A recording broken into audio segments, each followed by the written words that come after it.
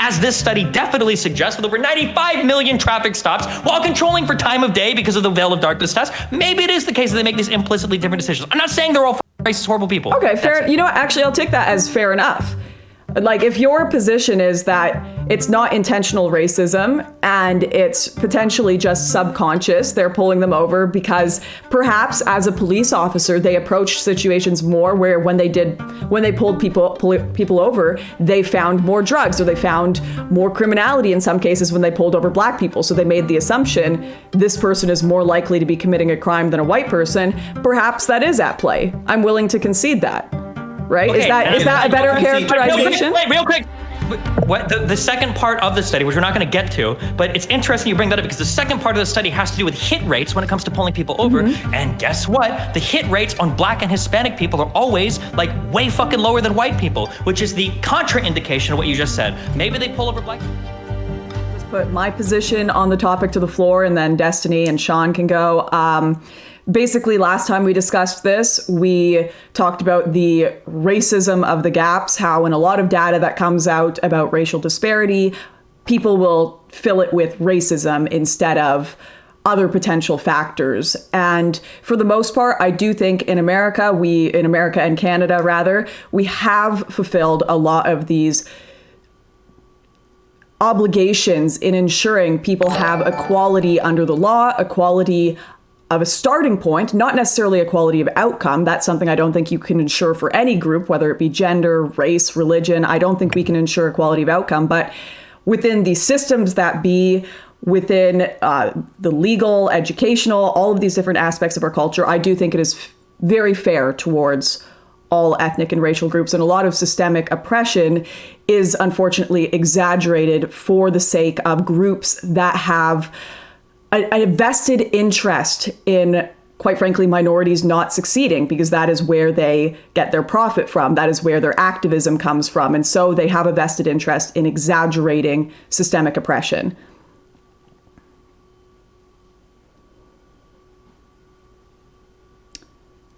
Am I next? Yeah.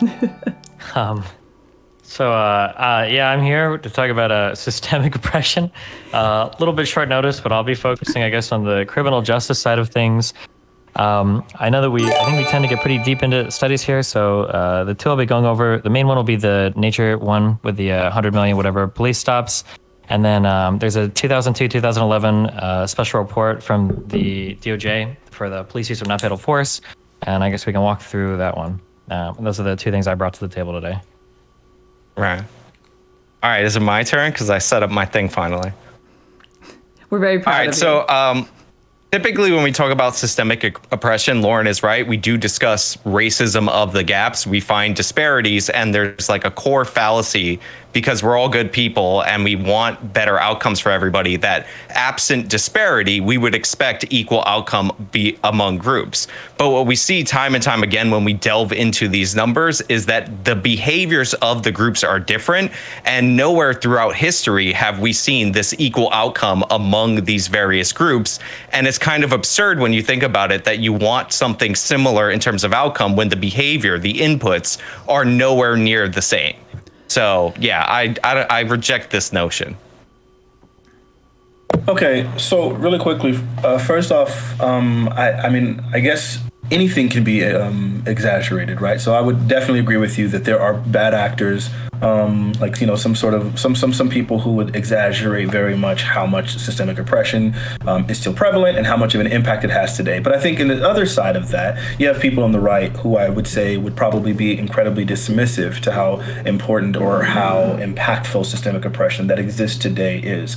I would say the idea that we've like achieved equality under the law, I guess from a really broad stance, that sounds like it could be true. But then when you start like really delving into like what actually happens immediately following some of the best civil rights acts or civil rights movements that we have, then you'll find that maybe on a broad federal level that we will get some sort of equality of the law. But then at the state level, they immediately start passing various laws meant to kind of like skirt the whatever the federal law is. So for example, in like Brown versus Board of Education, like sure, like they immediately passed like a law basically saying, hey, like, yeah, you guys can you can go, separate but equal is not fair. You guys, integration is necessary. But then Brown 2, which was like 2 years later, I want to say, they passed something saying basically, well, they can kind of take their time as they find a way of implementing this. And then you see like almost every state in the South introduce these pupil placement laws, which were upheld by the Supreme Court, which basically say, hey, you guys can choose where your students go. The state can elect a council to decide where students go. And then using that, we can like look and see like 10 years later, and less than 2% of the total black population in these states were in integrated schools. So even though there was inequality under the law, the federal law, at the state level, we saw how much they went to like kind of undermine that, right?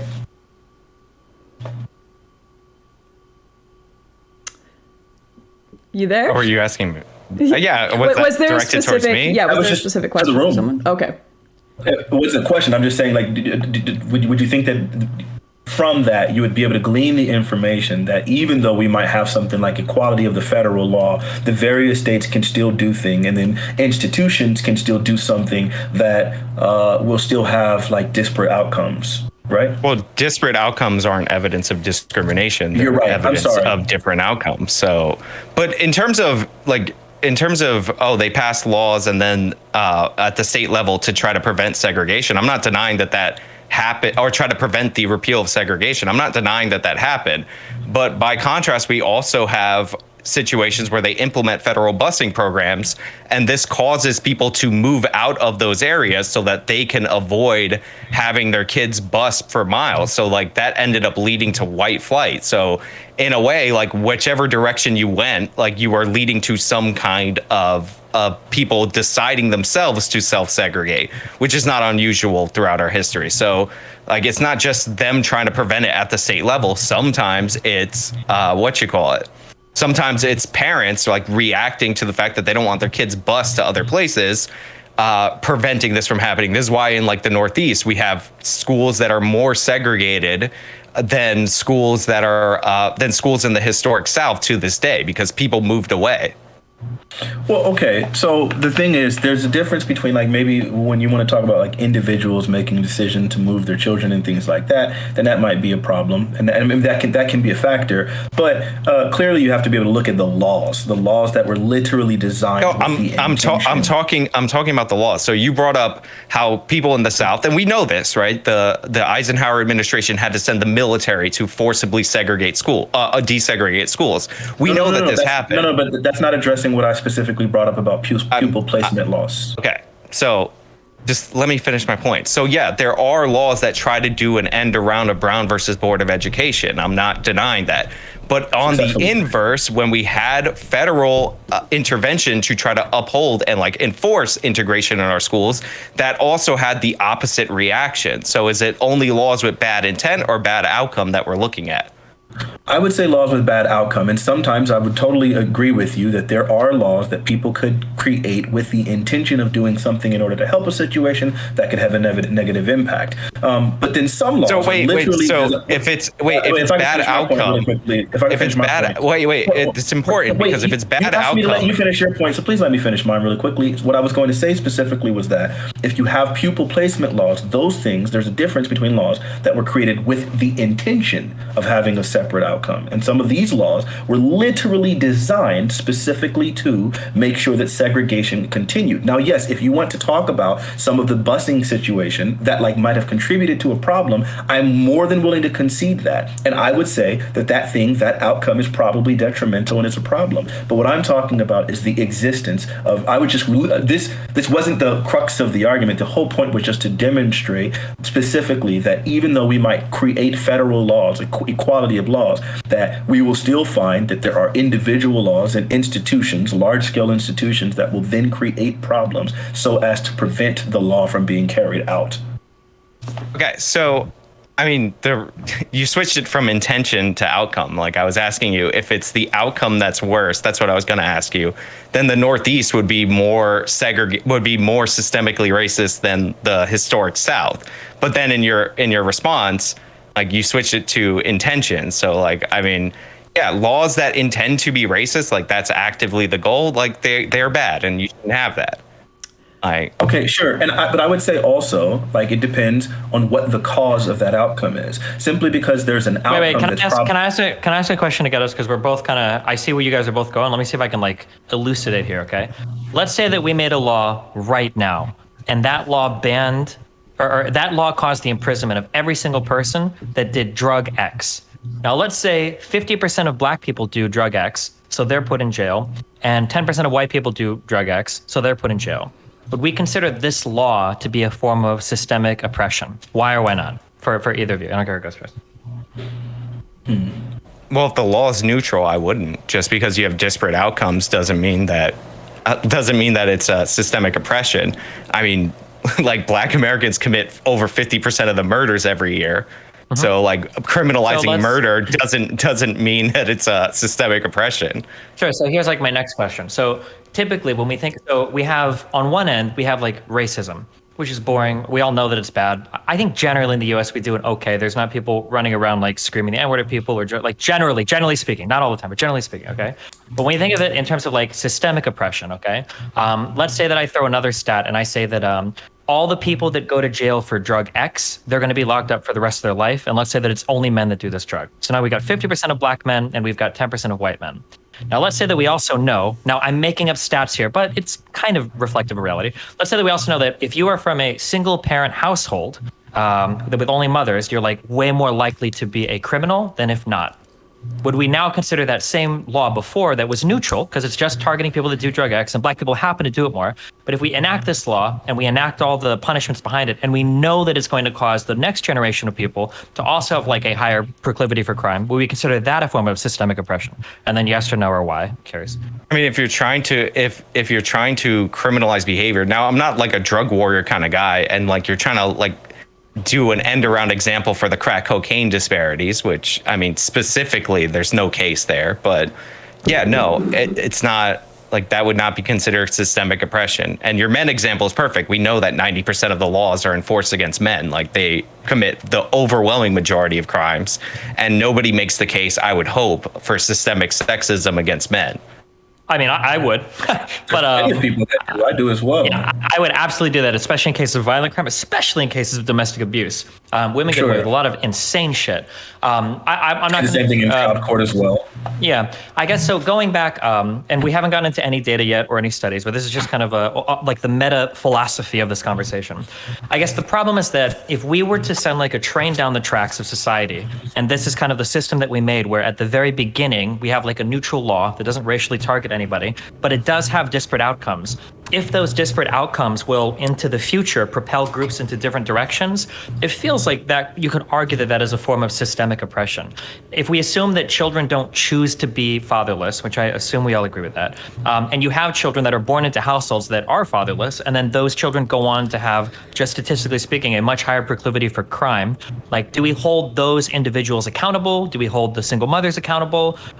Do we hold the system accountable? Where does the buck stop, I guess, and how do we push forward into like correcting the imbalance or righting the ship? Or do we think it doesn't even need to be righted at all? We think that it's okay to just you would hold the individuals accountable. So again, like, if your father committed murder and you're raised in a single parent household and your father's in prison, yeah, that's difficult for you. Like, that's what we would call a cosmic injustice, right? Like, you didn't choose to have a father that was a murderer and be set up in that way. But we're not going to call it oppression when we punish the person who murdered somebody else. Like, that doesn't make any sense, and it shouldn't be policy to punish people living today for the sins of the past. Well, okay, hold on. I think this is where the conversation always gets a little heavy. If we can bring this into the topic that I wanted, like, one of the things that obviously we always talk about, right, which is redlining, right? Like, when we start talking about redressing of a lot of the civil things that have happened in the past, it's not necessarily about like, oh, we're just punishing you for things that are happening in the past. We would only be trying to redress things that, well, most of the time, we would want to redress things that have an impact today. So when we look at redlining, it's not just about, oh, this is awful that you did this in the past. It's more about what is the impact of that redlining on society today, and okay, then we so would look at that. And can I ask a question here? Do you believe, because a lot of what we're talking about is historical examples of things that potentially impact today, but do you believe that there are systems in place right now within the government, laws in place that are systemically against Black people, like in place right now? Of course, I would say some of the voting laws that they've enacted are probably going to be somewhat harmful. So like voting ID?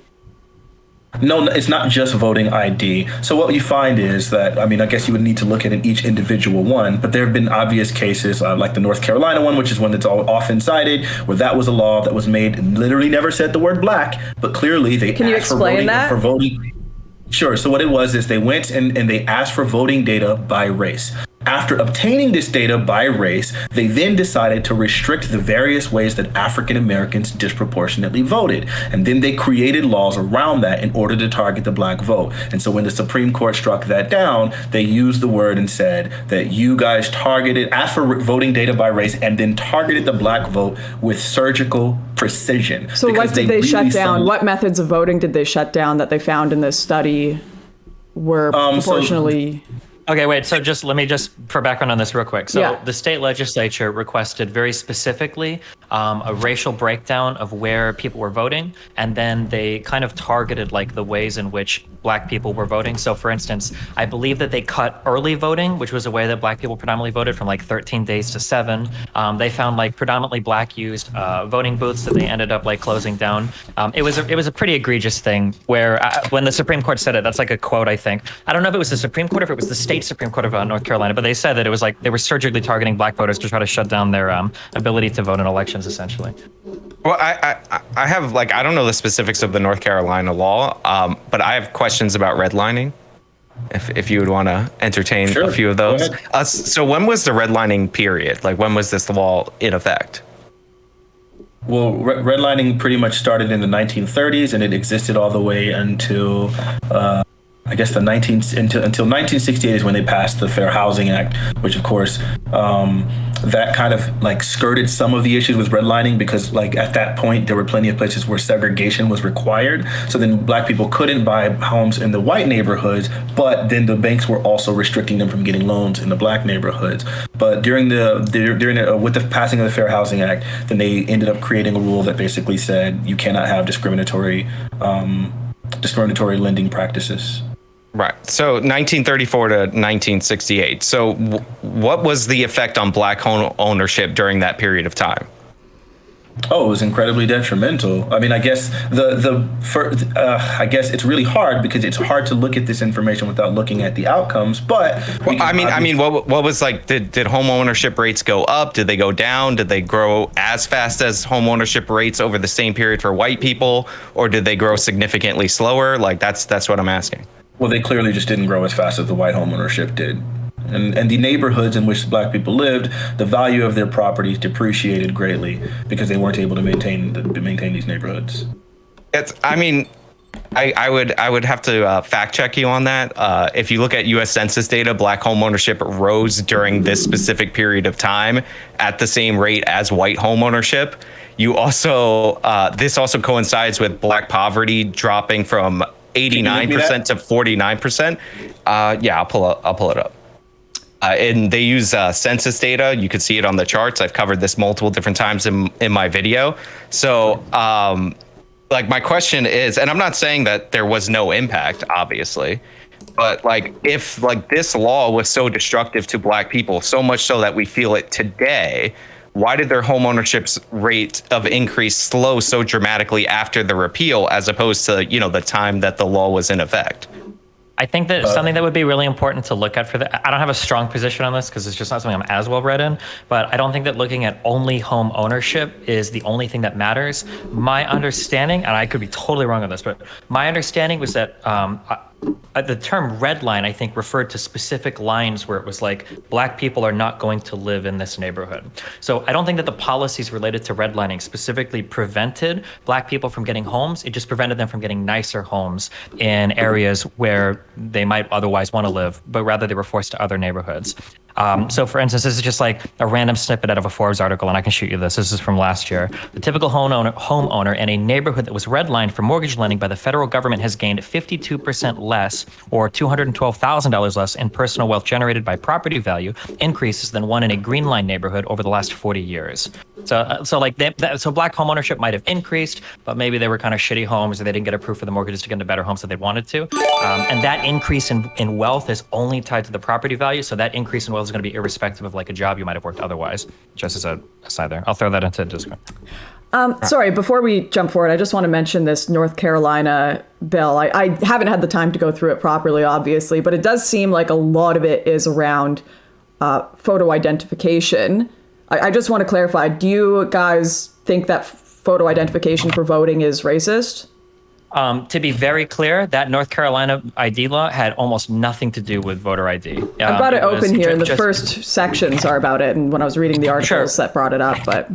And there, that it might be mentioned in some articles. We can do a whole separate conversation on this. Yeah. This is one of those things that we've been over so much. But like the problem wasn't necessarily the voter ID. I think the big problem, there's a name for this legally, I think, where you show bad intent. But it was that the state legislature was requesting from polling areas specific racial breakdowns, and they were cutting out methods of voting literally related to where black people vote. And then even more specifically to the ID thing, there were specific forms of IDs that were previously allowed to be used that they were barring, whether they were expired or not, that were predominantly used by black people. It wasn't just like them trying to instate a voter ID. This is, even if we do agree or disagree with voter ID, which I could see good arguments for voter ID, the North Carolina law is really, really, really bad. It got shut down rightfully so. I think everybody. I'll take your word for that. I'll just take your word for that. I assume that what you're saying is accurate about this. Then it's a good thing that it was struck down, and it appears like our legal systems are working the way they should in ensuring that systemically racist policies are not in place, correct?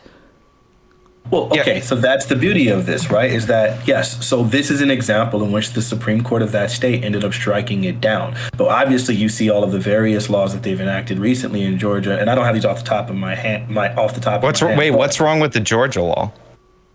I mean, I'm sorry, not Georgia specifically. It's just a bunch of different states have ended up like creating laws specifically aimed at like what I guess I've always heard as voter suppression. I don't know about those specific laws, so I guess that's not like a hill that I will die on. But I think if we want to talk about like back to the mortgage thing, right? First off, I'll say this really quick.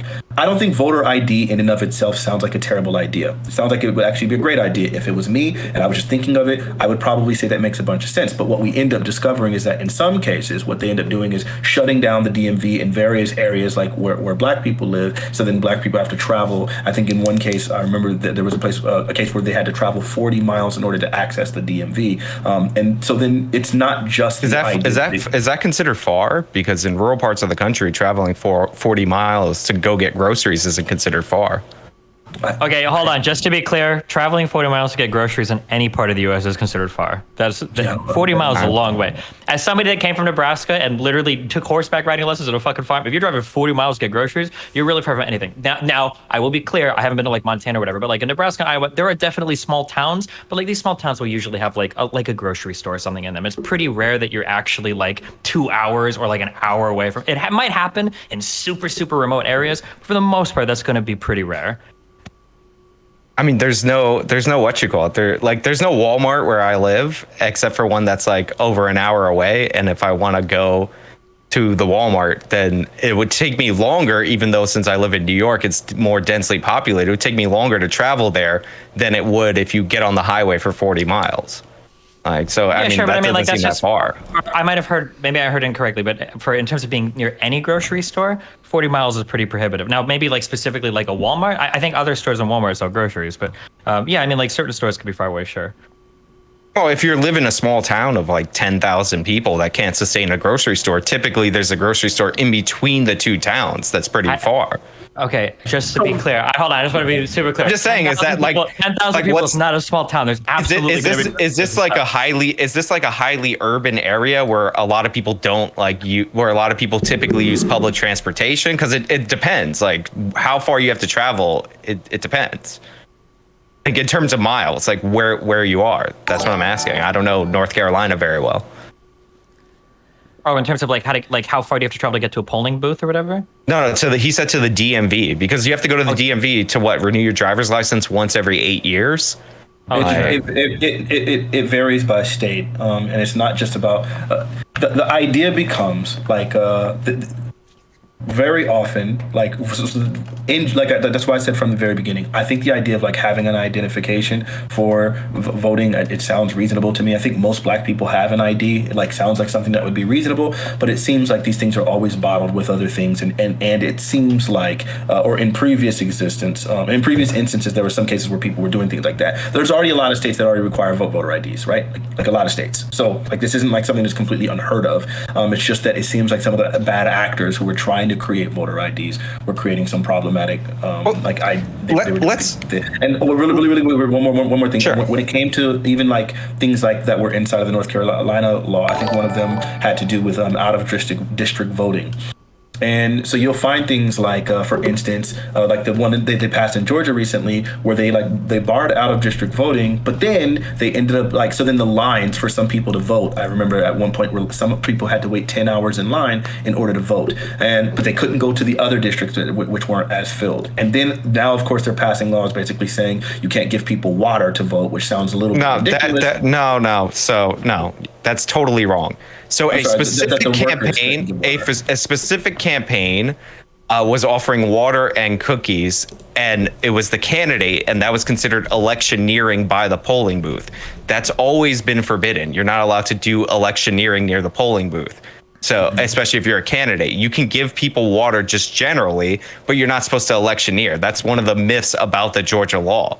Like the reason they banned this is because they were like, oh, well, the candidate was using that as an excuse, but it's literally the candidate giving you something as you go into the polls. Like I live in New York. We don't have voter ID or anything like that. You can't have the campaign signs on the same block as the polling station. Like this is not normal at all. So now with the law as it stands right now, are poll workers, the people who just work at the poll, are they allowed to hand out water to any of the people that are standing in line? I would assume that they would be. Okay, so again, this is I don't know why we got stuck on voter ID. That wasn't my real goal. To my understanding, let me come back real quick. I'm just curious for everybody in here, okay? Because this is like, it's always such a weird talking point. Would everybody in here be okay with a two-pronged thing, that everybody needs a federally issued ID or state-issued ID to vote, but two, everybody was guaranteed to have one of these issued to you at no cost, like to a residence or whatever? Does everybody here agree with both parts of that? I mean, in six of the states where they have voter ID, they literally give a free option. So there are how many states have voter ID though? Okay, six of the 32. Well, some form of identification, but typically they have a free option. Okay, sure. I think the reason why people get hung up is that, like, if you're going to put a blockade in front of somebody to vote, you need a really good reason to do that, even however minuscule the blockade might be or the block might be. But I think that, like, if conservatives wanted to pair the voter ID idea with, like, hey, well, we're going to start issuing IDs to everybody. Like, there's a lot of European countries where you need an ID, a federally issued ID to vote. But if you issue it for free, I don't think there's as much of a problem there. I hope we all agree with that. Yeah, I think you can give a non-driver's ID to people for free in the state, especially if you have voter ID. For sure. And just to be clear, that if that number of 6 is accurate, it's kind of crazy because there's 35 states that require ID to vote. So I think, yeah, just the well, hold on, real clear. In terms of requiring ID, it might be varying forms of identification because different, like I know, for instance, for North Carolina, I only know this because of the voter law they try to put in, like some states will accept like a student ID or like an expired ID, which is not really like a strict ID. So it might depend on like what kind of IDs different states accept, right? Sure. To pivot here, can I bring up a question? So we're talking about bringing in laws that maybe we can't necessarily improve intent, or some we can improve intent to discriminate against certain groups. But either way, the result of the law is one ethnic group loses out, whether it be in arrests or voting, whatever it might be. What do you guys think of laws that a lot of people would consider systemically racist against whites? So like hiring laws in which we're trying to reduce the amount of white males in a certain sphere, whether it be military positions, policing positions, or government positions. Even in Canada, for example, we wanted to have 50% females in Trudeau's cabinet, I believe it was. Do you think that those are a form of systemic oppression? I think for I think- political Go ahead. positions, I think that is absolutely valid because your political system should be some form of representation of your people. Now, I think that there are arguments to support it. There are valid arguments to support it. Personally, I don't like the idea of like rigidly forcing a certain like group of people that have to be voted on by your own like constituents or whatever. Like, so if you wanted to vote for a man but you can't because you're not allowed to because you've got to fill the Canada or whatever with something else. Or I don't know how Canada runs its elections. So I mean that's a little bit weird. But like I think you can make stronger arguments for it publicly. Privately, I think it's cringe to try to enforce like you have to have one woman or you have to have like 20% or whatever representation, at least for private companies. I think federally, I think you can make stronger arguments because you might be able to argue that your federal body of employees should be somewhat representative of the country that you're from, kind of like how police officers should look like the communities they're policing. But on a private property thing, like I think that's probably not. So do you think that 50% of the U.S. government should be female and that should be enforced? In terms of like national jobs, I don't know if it should be enforced, but I like making policies that like encourage that type of hiring. It's pretty obvious we can guide people with different types of encouragement. I don't think that's the worst thing in the world. I don't know how I feel about it. I have to think about it more, but I could see an argument for it government-wise because it is kind of weird depending on the world you live in. Like if you have like a 60% white population and a 50% male population and like 95% of federal employees, I don't know if that's a real number, but if 95% were like white men, you get kind of a weird engagement with your government there where it feels like it's not as representative of you as it might otherwise be. What if I was putting together like a task force to deal with the virus? Should I be like, white scientists, get the hell out. I need some diversity up in here. I don't. Fuck. I wish I had this offhand, but there are very strong arguments to be made for having different voices in rooms when you're dealing with like certain types of issues. I can't speak specifically to the pandemic because I would hope that people that are in those positions are qualified enough to keep things in mind. But there are a lot of like almost unbelievably stupid oversights that are made if you get like a certain like very homogenous group of people that are like making decisions. For instance, we've seen like the was it like the Canon printers or photographs that can't detect black faces, or like the automatic hand drying machines that don't see black hands. Like you see dumb shit like that happen, probably because there are like way too many white people working the project, or they haven't incorporated, at the very least, like diverse enough train of thought to like understand how these products might work with people that don't look like them. From my understanding, some of these products, it's literally like impossible. So like, for example, an IPL machine, which, so like hair removal machines that women use to remove hair on their legs, it actually doesn't work on pigmented skin. That's just how it works because it detects the pigment in the hair that it removes. So even like super blonde people, it won't really work on. So if you're like a ginger, it won't work on. And if you're very dark skinned, this technology won't work on you because it will burn your skin as it tries to remove the pigment, which typically is in the hair. So I don't know if we can assert, I'd have to look into it more as well, but I don't know if we can assert the technology being made is not working on certain people just because it's white people working on it. Sometimes that's just how technology works. Yeah, and No, hold on. There's Really quickly, practical. that's a straw man, though, because our idea wasn't specifically that, like, it's not like literally every time it's going to be happening this way, but there are times where we can obviously see where people from a specific representation might be a little bit more informed about a given topic, such that someone could be making a decision that's going to disparately affect different groups, and so then a person from that in group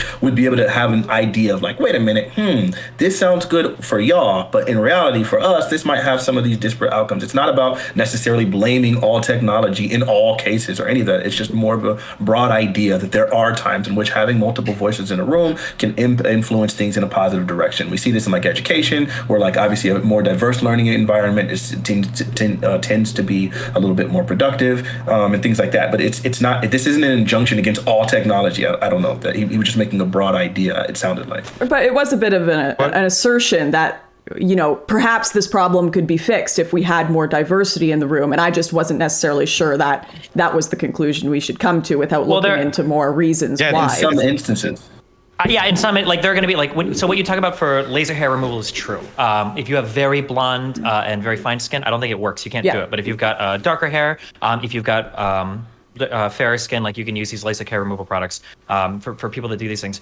But that's like an elective thing that's like nice to do, but it's not like essential. But if you're putting like hand drying machines in a bathroom, it should probably be a requirement that this works for everybody. So there's different types of technologies where having like a more diverse understanding of your audience is going to be like pretty crucial. Or even when it comes to things like I think there was an issue where early on when we had those huge steel cars, a lot of seatbelt manufacturers were only, or a lot of car manufacturers were only doing the safety tests on like men.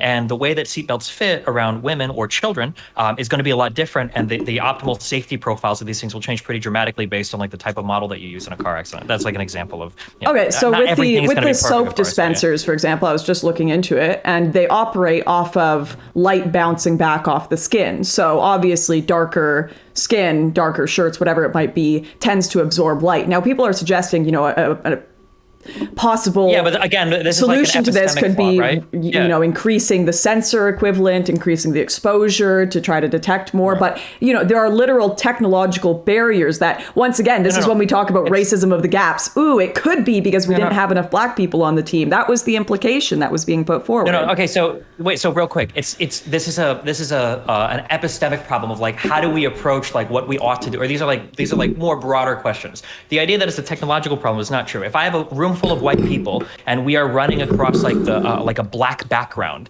and I say like, hey, like what technology should we employ to be able to take a picture every time somebody crosses black background? A room full of white people might say like, we can just like look for the difference in color. Easy, boom, and then it's solved. But if you have a few black people and they might like, wait a second, well, if we look for just a difference in color, this isn't going to work. We need to use like motion sensing technology. There are absolutely a wide variety of ways that we can detect somebody's hand underneath the sensor. It doesn't have to be with beams of light. It doesn't have to be difference of color. But if you've got a room full of people that aren't thinking of like other things, then it might be the case that like all of them settle on like, oh yeah, well, if it's white, it works. What Lauren is saying is that there's like practical realities that are being considered racism. So you brought up cameras that don't, like certain apps don't capture black faces. Like if you've ever worked on a film, if you've ever not like those face swapping apps, if you've never worked on a film and had to light people who were not white or Asian or light skinned, you have to light them completely differently. Like it's because their skin reflects or doesn't reflect light differently. Like this is like a well-known thing in the industry. You have to like adapt to it. So if like your camera phone with your lighting in there isn't capturing what it needs to capture in order to, put the stupid dog thing on your head for Snapchat, like part of that is like, that's how, I don't know if this counts as physics, but that's how light like bounces off of people's skin. Like, yeah, but that's exactly his argument. The idea is, oh, go ahead. Yeah, so I'm just saying, just real quick, like there are ways to account for all of this. There are very, very, very complicated problems right now being worked on by the smartest people on the planet in areas of like rocketry or quantum physics or, and machine learning. It's not people that are taking pictures of things. These are not unsolvable problems that like escape all. But it's not. So it's not. I'm not saying it's an unsolvable problem. What I am saying is that in Hollywood, where they have all the money, all the budget, everything they need, they have to light black people differently, right? Because light reflects off of their skin differently.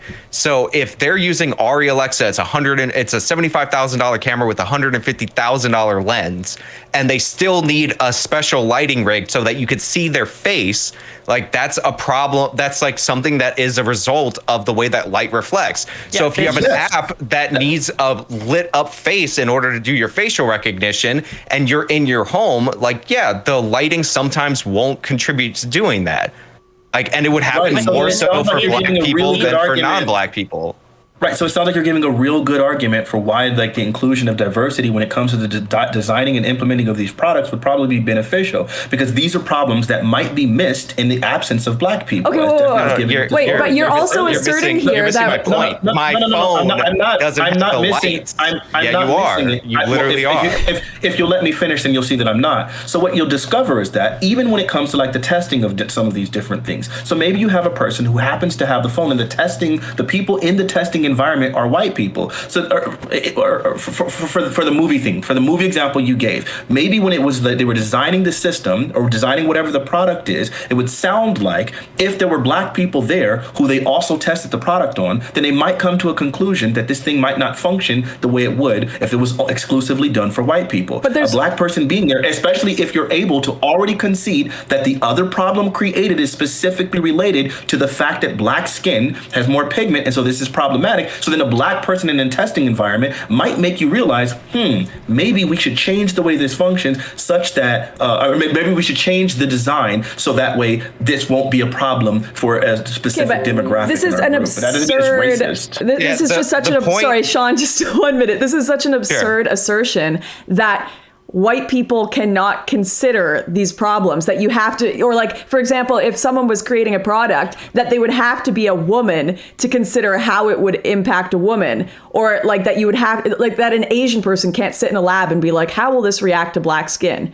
Like, of course, other groups of people can think about those questions. You don't have to be black to consider how is this going to affect black people? How is this going to respond to black skin? Like maybe we could talk about encouraging in work environments, no matter the race of the people working in it, saying, okay, we need to talk about how this is going to affect all different sorts of people because that will create a better product that will work more globally and that will earn us more money. So I don't doubt they already do consider these things. But the assertion that, you have to have somewhat of a certain ethnicity in there to consider how it's going to react to their skin color, like that, I don't know, that's just absurd to me. Anyone can consider. No one said it have to. No one said it's forced. No one said like it's a requirement. No, what has been suggested this entire time is that the inclusion of other groups can sometimes broaden the perspective such that these things can change. It's not about having to or forced to. It's not ever making the claim that no one can ever do this from another group. That's crazy. But I don't know how we got on this, and we were supposed to be originally talking about the effects of redlining. But the reason that I'm saying you're missing the point is that the app doesn't work without certain lighting conditions, right? Black faces are more vulnerable to those lighting conditions. Can you design the app better that it can compensate for some of those issues? Sure. But the lighting is external to the phone. So you can design the phone all you want.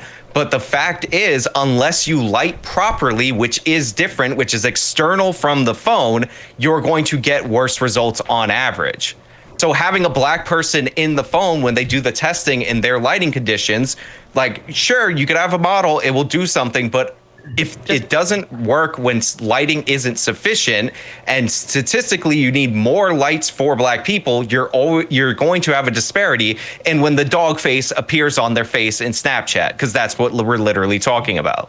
This is everything you're saying is true. It's just sometimes people overlook these things. They don't have firsthand experience with it, and sometimes, unfortunately, the only firsthand experience you have to have is like experiencing yourself. So, like what Lauren says is correct. Like if you are if you are a worldly person and you can consider a lot of perspectives, then you won't miss these things sometimes. But like Sean, if you have like a group of like high school or college kids that have filmed like a ton of things and they're all white and they want to do another project and they make like a new black friend, they might not know what you know about lighting that subject appropriately. They might just shoot it and wonder why like all of their shots are either completely overexposed or washed out, or why he's not showing up on any of the shots. They might have no fucking idea what's going on just because they don't have that experience. That's all we're saying. I don't think we're saying that like everything has to be 33% race, 32% this, 50% male, 50%. It's just that sometimes having the other perspectives around can help you from like not missing dumb stuff. Another really good example is in like I think it was Fanatiq that brought it up, like computer database sets or whatever. Like when you're entering names, like depending on your origin or your background, you might not consider that some people have hyphenated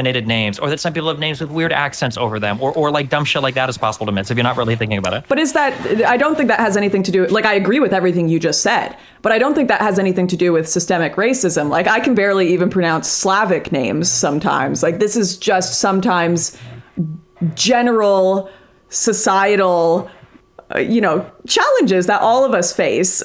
Like you just said, a film crew not understanding the film dynamics that Sean does in a high school classroom. I don't think that has anything to do with systemic racism. And I'm not saying you're saying that, but this goes back to even the original point with the technology not detecting black hands. Like, does that have anything to do with actual systemic racism? Or is this just a little hurdle that we're trying to get over and there's different ways to approach it?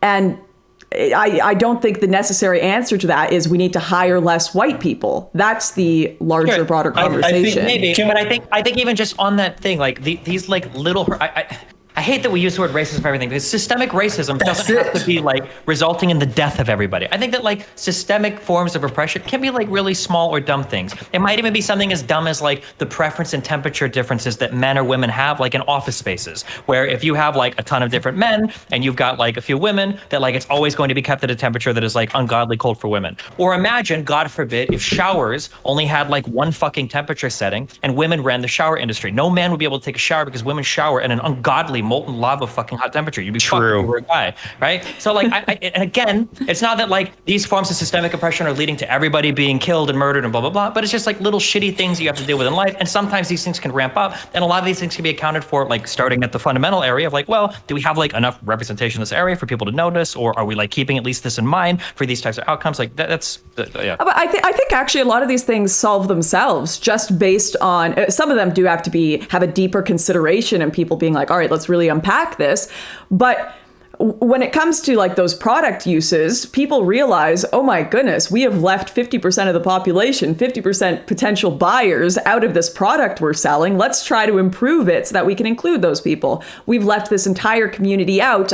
Like look at, for example, it's like when Black Panther came out, they were like, we've actually left this whole community out of this Marvel universe, having like a black hero that could represent them. Let's make Black Panther, and then we'll invite an entire group of people into this Marvel universe. Like these problems tend to fix themselves in the sense of we actually, within capitalism in general, we want more people to be included in a product consumption. And certainly within government, they want all groups included, whether it be for voting purposes or whatever.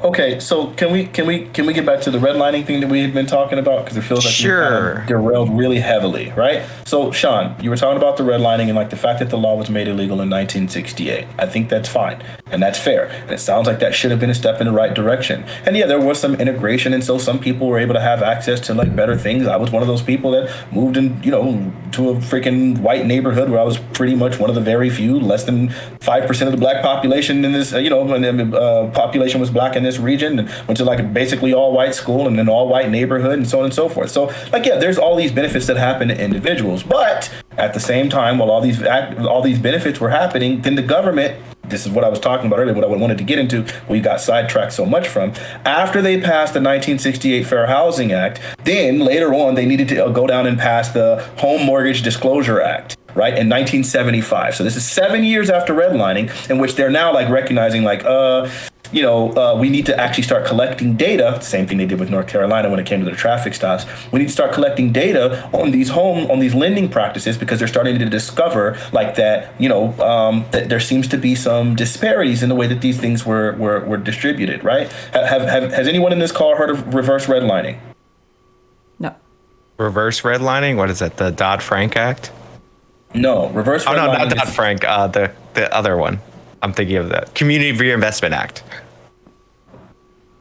No, reverse redlining is the practice. You guys probably know it in practice, but maybe just not by name. So reverse redlining is the thing that happens when an institution goes and starts aggressively targeting specific loans towards people in a black neighborhood or in minority neighborhoods that are really problematic, these troubled loans, right? And so as opposed to redlining, which denied them any sort of loan whatsoever. Problematic how?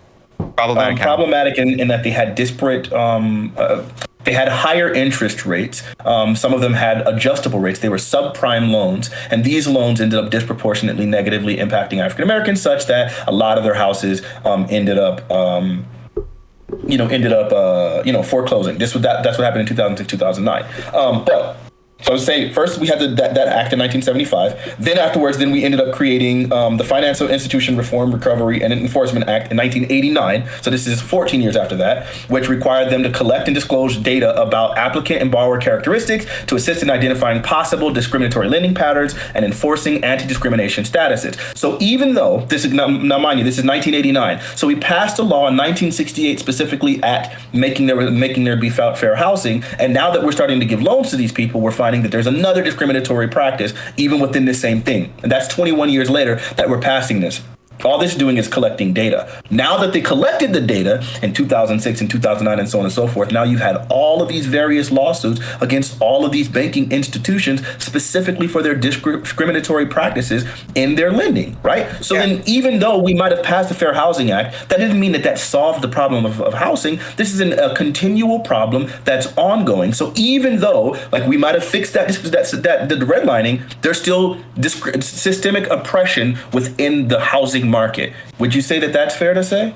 No, because what ended up happening was they collected this data, they ended up finding a disparity, and I've seen multiple of these studies that can peg the disparity down to black people having worse credit scores on average. So of course they were going to get higher interest rates for the loans. And in 2003, when Barney Frank wanted to solve this problem, like they ended up incentivizing financial institutions to lend money to these minority people to correct for this historic discrimination. And it turns out credit scores weren't things that were just made up by banks to discriminate against these people. It actually evaluated their ability to pay back loans. So they ended up worse off due to the policy trying to correct this rather than the policy initially that was intended to harm them. Absolutely not. So basically, it's not about whether or not people had credit scores. They found that even people with similar credit scores, they were still getting targeted with these disproportionately poor loans. Actually, Wells Fargo in 2012 would end up paying a $175 million settlement overcharging Black and Hispanics higher rates and fees on mortgages, even when they qualified for better deals during the housing boom. And then several lawsuits went against all of the largest banks in our country. And it wasn't because specifically they were, it just so happened that they didn't have credit. It was they were directly targeting these loans towards Blacks and Hispanics. And I want to point out that they did control for both income of the individuals and credit scores of the individuals. And despite controlling for those two things, they still found that the banks were willing to give these Black people worse loans. So I've seen this over and over again where like they'll control for credit score, but they won't control for income. They'll control for credit score and income, but then they won't control for down payment. Like this is what always happens. Like if you look at the numbers, Black people statistically have way lower credit scores than white people. It's something like 54% of them have a score below 640. For Hispanics, it's 41% of them that have a score. That doesn't matter though. Why would you conclude that if we've already said we control for credit scores? Because one, I don't believe what you're citing because I've seen this over and over again that they don't typically control for all three. They conveniently leave one out. Real quick, can we just wait, hold on, wait. First of all, a settlement doesn't mean anything, and $175 million is way less than the cost of litigation. Sears very famously fought a sex discrimination case for 10 years. They ultimately ended up winning that case, but it cost them well more than they would have actually ended up paying in gender discrimination. So the fact that litigation has risen the cost so much that it's cheaper to settle does not mean anything to me. Does anybody have a link to this exactly? And I can just read it. We can find out what they control for. Oh, sure. Here we go. I guess, let me see. I'll link it to you. Give me a second. First off, I want to say that there have been lawsuits across all of these institutions. Yeah, you can some of them were significantly more than $100-something million, and even that to downplay like hundreds of millions of dollars in settlements towards these home mortgages sounds absolutely insane to me. And I think it points out, by the way, that this thing did happen in a large scale. In some cases, they literally were trying to find restitution for 50,000 Black individuals in a single case. I think this one was in New York. These things have continued to happen. We even had one basically in 2017 where someone just recently settled a lawsuit in there. These people have been sued by various other states and other like cities. So like the idea is that this was a widespread problem. They did control for both income and in credit scores. So I don't know why we had to go down that road about them having 50% less credit scores. And I guess we'll have to try to see if they lower credit scores. Did the settlement admit fault? So real quick. So the DOJ, when they filed this is on the DOJ website. Like it's justice.gov. So they say that these were similarly qualified borrowers. Now, maybe they are full of shit, or maybe they didn't like say anything, but like it says here, so like the settlement provides $184.3 million in compensation for wholesale borrowers who were steered into subprime mortgages or who paid higher fees and rates than white borrowers because of their race or national origin. And then it says later on that they will compensate African American and Hispanic retail borrowers who were placed into subprime loans when similarly qualified white retail borrowers received prime loans. Now, maybe Wells Fargo sucked at arguing the case, or maybe they thought that. Well, you said retail borrowers. Like, can I get a specific definition on that? Is that people that they're trying to flip the houses?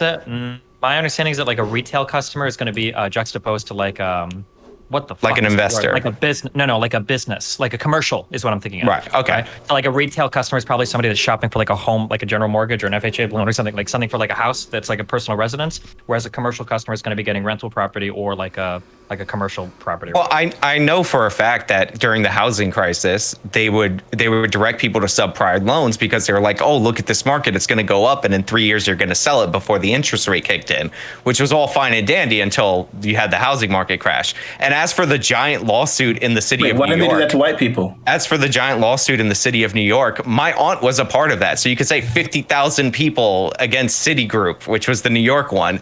Like, they sent her a thing in the mail and she signed it, and then she got like a couple $100 like after they got the settlement. Like, class action lawsuits are a giant scam for lawyers. They're the ones who make the most amount of money, and part of the strategy in a class action lawsuit is to expand the class to as large as possible so you can get a bigger settlement. Well, wait, but that's also that's like an alignment of incentives, though, right? Wouldn't you want, if there was a class action lawsuit being filed, wouldn't you want them to be incentivized to expand it to include every affected person? Isn't that the whole point of a class action lawsuit? Like, but you expand it to everybody that you could possibly argue is affected. Yeah, but it sounds like if your aunt got a check in her hand for a few $100s, then they must have made a compelling argument in front of a jury or a judge or a grand jury that she was affected. No, like it sounds like the process works as it should have, right? What's a few $100s on a mortgage for a home for alleged discrimination against her for being Hispanic? It's great. So it sounds like it depends. Well, wait, hold on. I'm saying she got a piece of the city settlement. First of all, yeah, we don't know. I don't know about that specific one, but we don't know what the specific settlements were necessarily for anybody. Like, it might be that some people got like a couple $1,000s, or it might be that some people just got a couple $100. Like, maybe you're on a special case. Like, different people will probably qualify for different amounts based on what their circumstances were. I'm just pointing out what a class action lawsuit does. I'm also pointing out that when you're sued for discrimination, or there's a complaint against a company for discrimination, first of all, you don't actually need a complainant for the Justice Department to investigate you. They could just investigate you based on disparate outcomes. It's on you to prove that you did not discriminate. So that's not rather the way than the system works. 100% it is in discrimination law. It's the Justice Wait, hold on.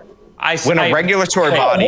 This is crazy. It's the Justice Department's job to prove that there was something criminal being done. No, it's the Justice in discrimination cases... I'm sorry, even civil, they have to prove that a discrimination was actually happening. They can't just say, well, here's a disparity, therefore wrongdoing. They literally do that. You know nothing about these laws. Wait, hold on, I really want to hear... I need to hear one case. So you're telling me your claim is that the DOJ, just like me, the DOJ can go to a business and say, hey, you hired 40% white people and 60% black people. This is a disparate outcome. You need to prove that you weren't racist. I don't even know how that process works. Otherwise, okay, I never do this. Yeah, I never do this in debates, I swear to God. But can you think of just like one example? I'm not trying to like source you, but like, where has that actually happened before? Where the DOJ was like, you're being racist. Oh fuck, we can't prove we're not being racist. You can look up any disparate outcome case and you'll find examples of this. The onus is on them. Sears was a big case. They were comparing the way that women were being paid at Sears to a disparate outcome. Sears fought it for 10 years, and then they ultimately ended up winning. And I don't believe there was an actual complainant in the Sears case other than the federal government. Well, I'm not talking about if an actual party as part of the company has complained. I'm saying that like... No, I'm saying I don't believe there was an actual person who complained to get the investigation into Sears. What I'm asking is like, did Sears have to, so they lost just because they couldn't prove? No, Sears won, but they proved that they weren't discriminating. Okay, but did they have proof that they were, or did they have a compelling reason to believe that they were? The assertion was that the women at this company make this, and they hold these positions. The men make this. It was a sex discrimination case. It went on for a decade. And the Department of Justice put that on them. And in the discrimination system, you have to prove that you did not do wrong because it's regulatory law. It's not in our regular court system. That's why these companies always settle, or almost always settle.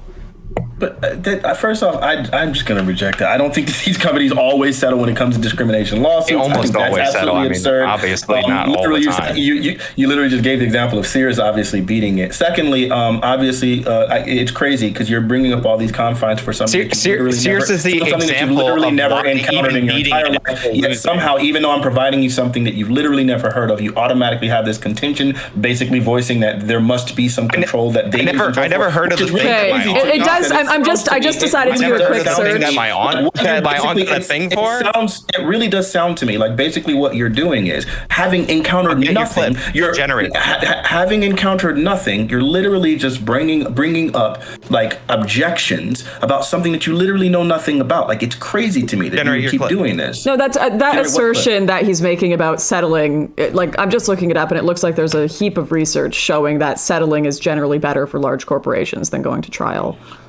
Oh, I totally agree with you. Wait, hold on. Also, to be clear for that, okay? And I don't know the answer to this. I'm just saying that doesn't necessarily prove anything because it might be the case that the only time the DOJ or whoever is responsible for pursuing these like Civil Rights Act violations, it might be the case that when they pursue those, more often than not, they have like a huge amount of evidence. So you do end up settling. Now, I'm not saying that's the case, but I'm just saying that just because people settle doesn't mean that like, oh, they would have won if they would have taken it to court. It might be the case that the majority settle because they know they're probably fucked and it's not worth it for the litigation to happen on either side. That might be sure, and there's probably plenty of time where the Department of Justice decides to investigate somebody and then not even actually go to a lawsuit because they didn't find any wrongdoing. So it's almost like you're making the implication that no matter what, whenever the Department of Justice looks, they're always going to find something criminal, which is or civilly wrong. If you're going based on disparate outcome, then yeah, you're always going to find disparate outcome because people behave differently, and of course, we're not going to expect equal representation across all industries. It would be absurd to do that. It's the denial of cause and effect. If you act differently and expect the same outcome, then like that's ridiculous.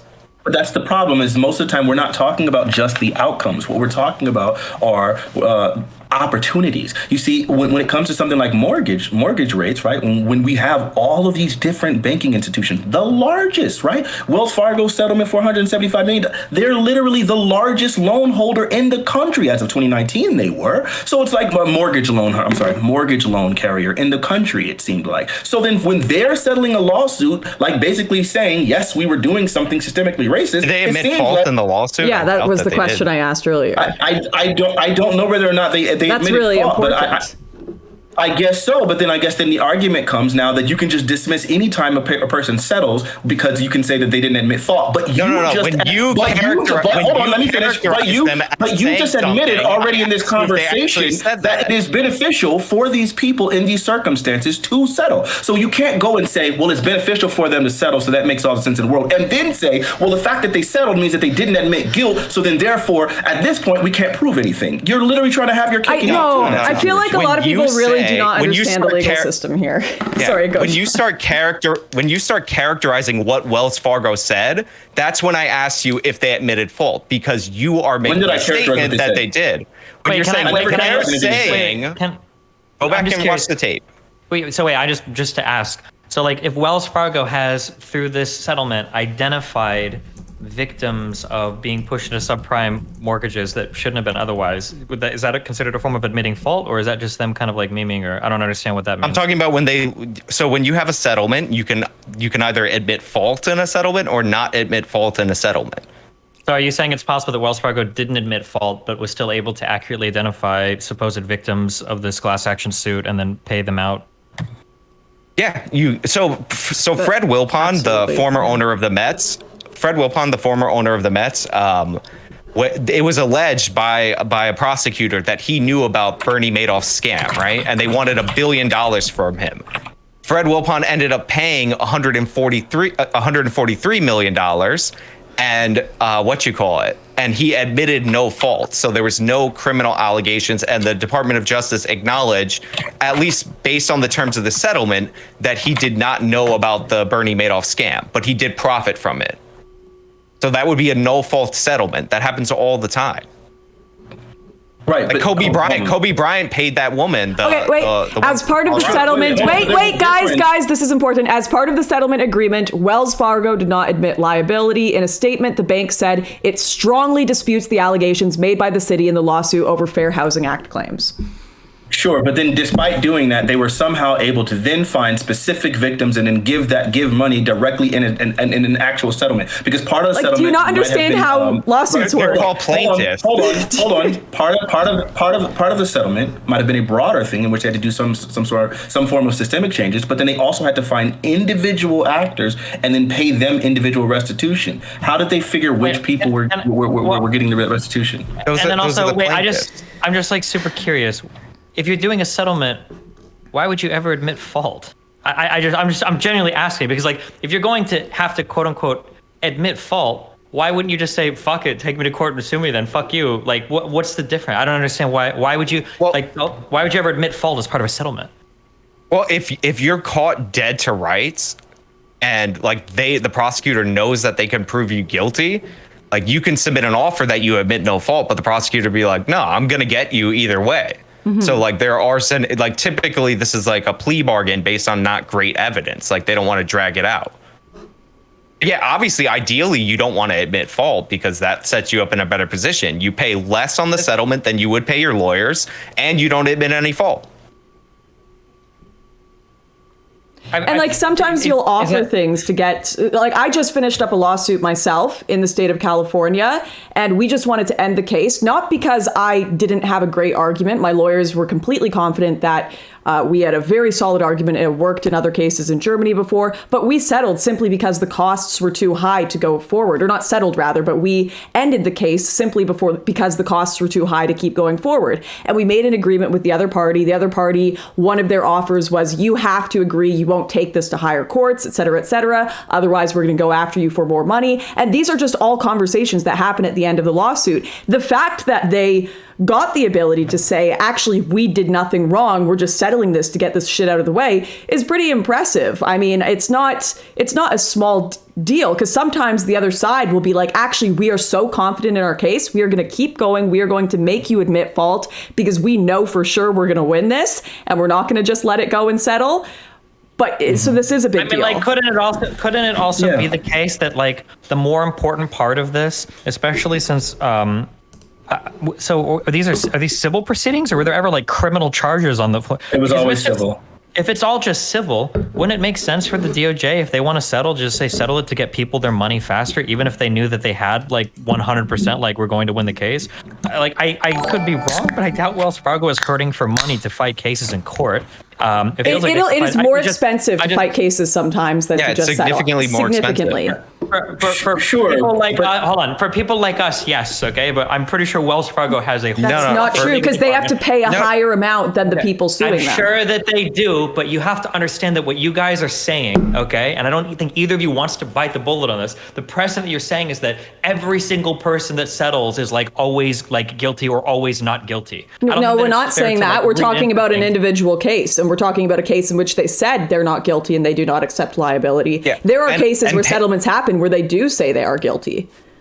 Wait, in the vast majority of civil cases, they don't actually admit that they're guilty. That's not normally typically part of a settlement. Even like you cited the Kobe Bryant case. He didn't say that he was guilty when he settled that case. And I understand there are plenty of situations where obviously corporations settle because they don't want to go through the lawsuit. Freaking Magic Mountain did that when some kid hopped two huge fences and got decapitated by the Batman ride, and they ended up paying him out even though they did everything reasonable. They would have won that lawsuit over if they had actually went to it, but they didn't want to deal with the publicity. I understand that. But there's a difference here. It'd be one thing if it was like just a no-fault settlement. It's a no-fault settlement with to the tune of $175 million. So I think that it starts becoming a little bit more real here. Then, of course, you have the other one for just the Manhattan portion of J.P. Morgan, where they end up suing someone for $53 million, right? And so you have all of these lawsuits all across all of our largest banks, and all of them end up settling for large amounts of money, in which the Department of Justice is claiming these things. So I don't know. It just seems really weird to me me that I guess you have to assume that these are not large amounts of money.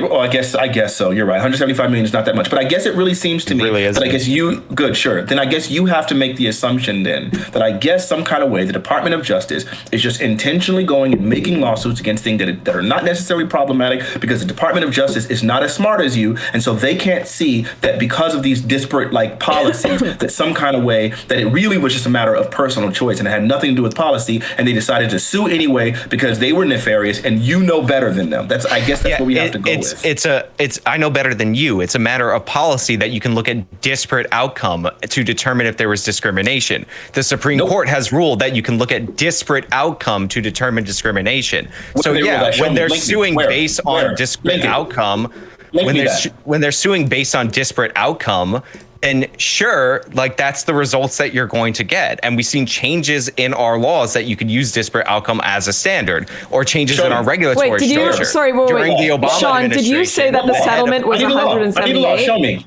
During the Obama administration, the head of Housing and Urban Development changed the criteria for the Fair Housing Act to include disparate outcomes regardless of whether or not there are non-racial based explanations. You can look it up for yourself. Can you link it to me? You're making the claim. I need you to link that to me, please. This is the second thing I'm asking for that I'm not getting. Oh, you mean the first thing that I sent in the chat? That's right there? Oh, okay.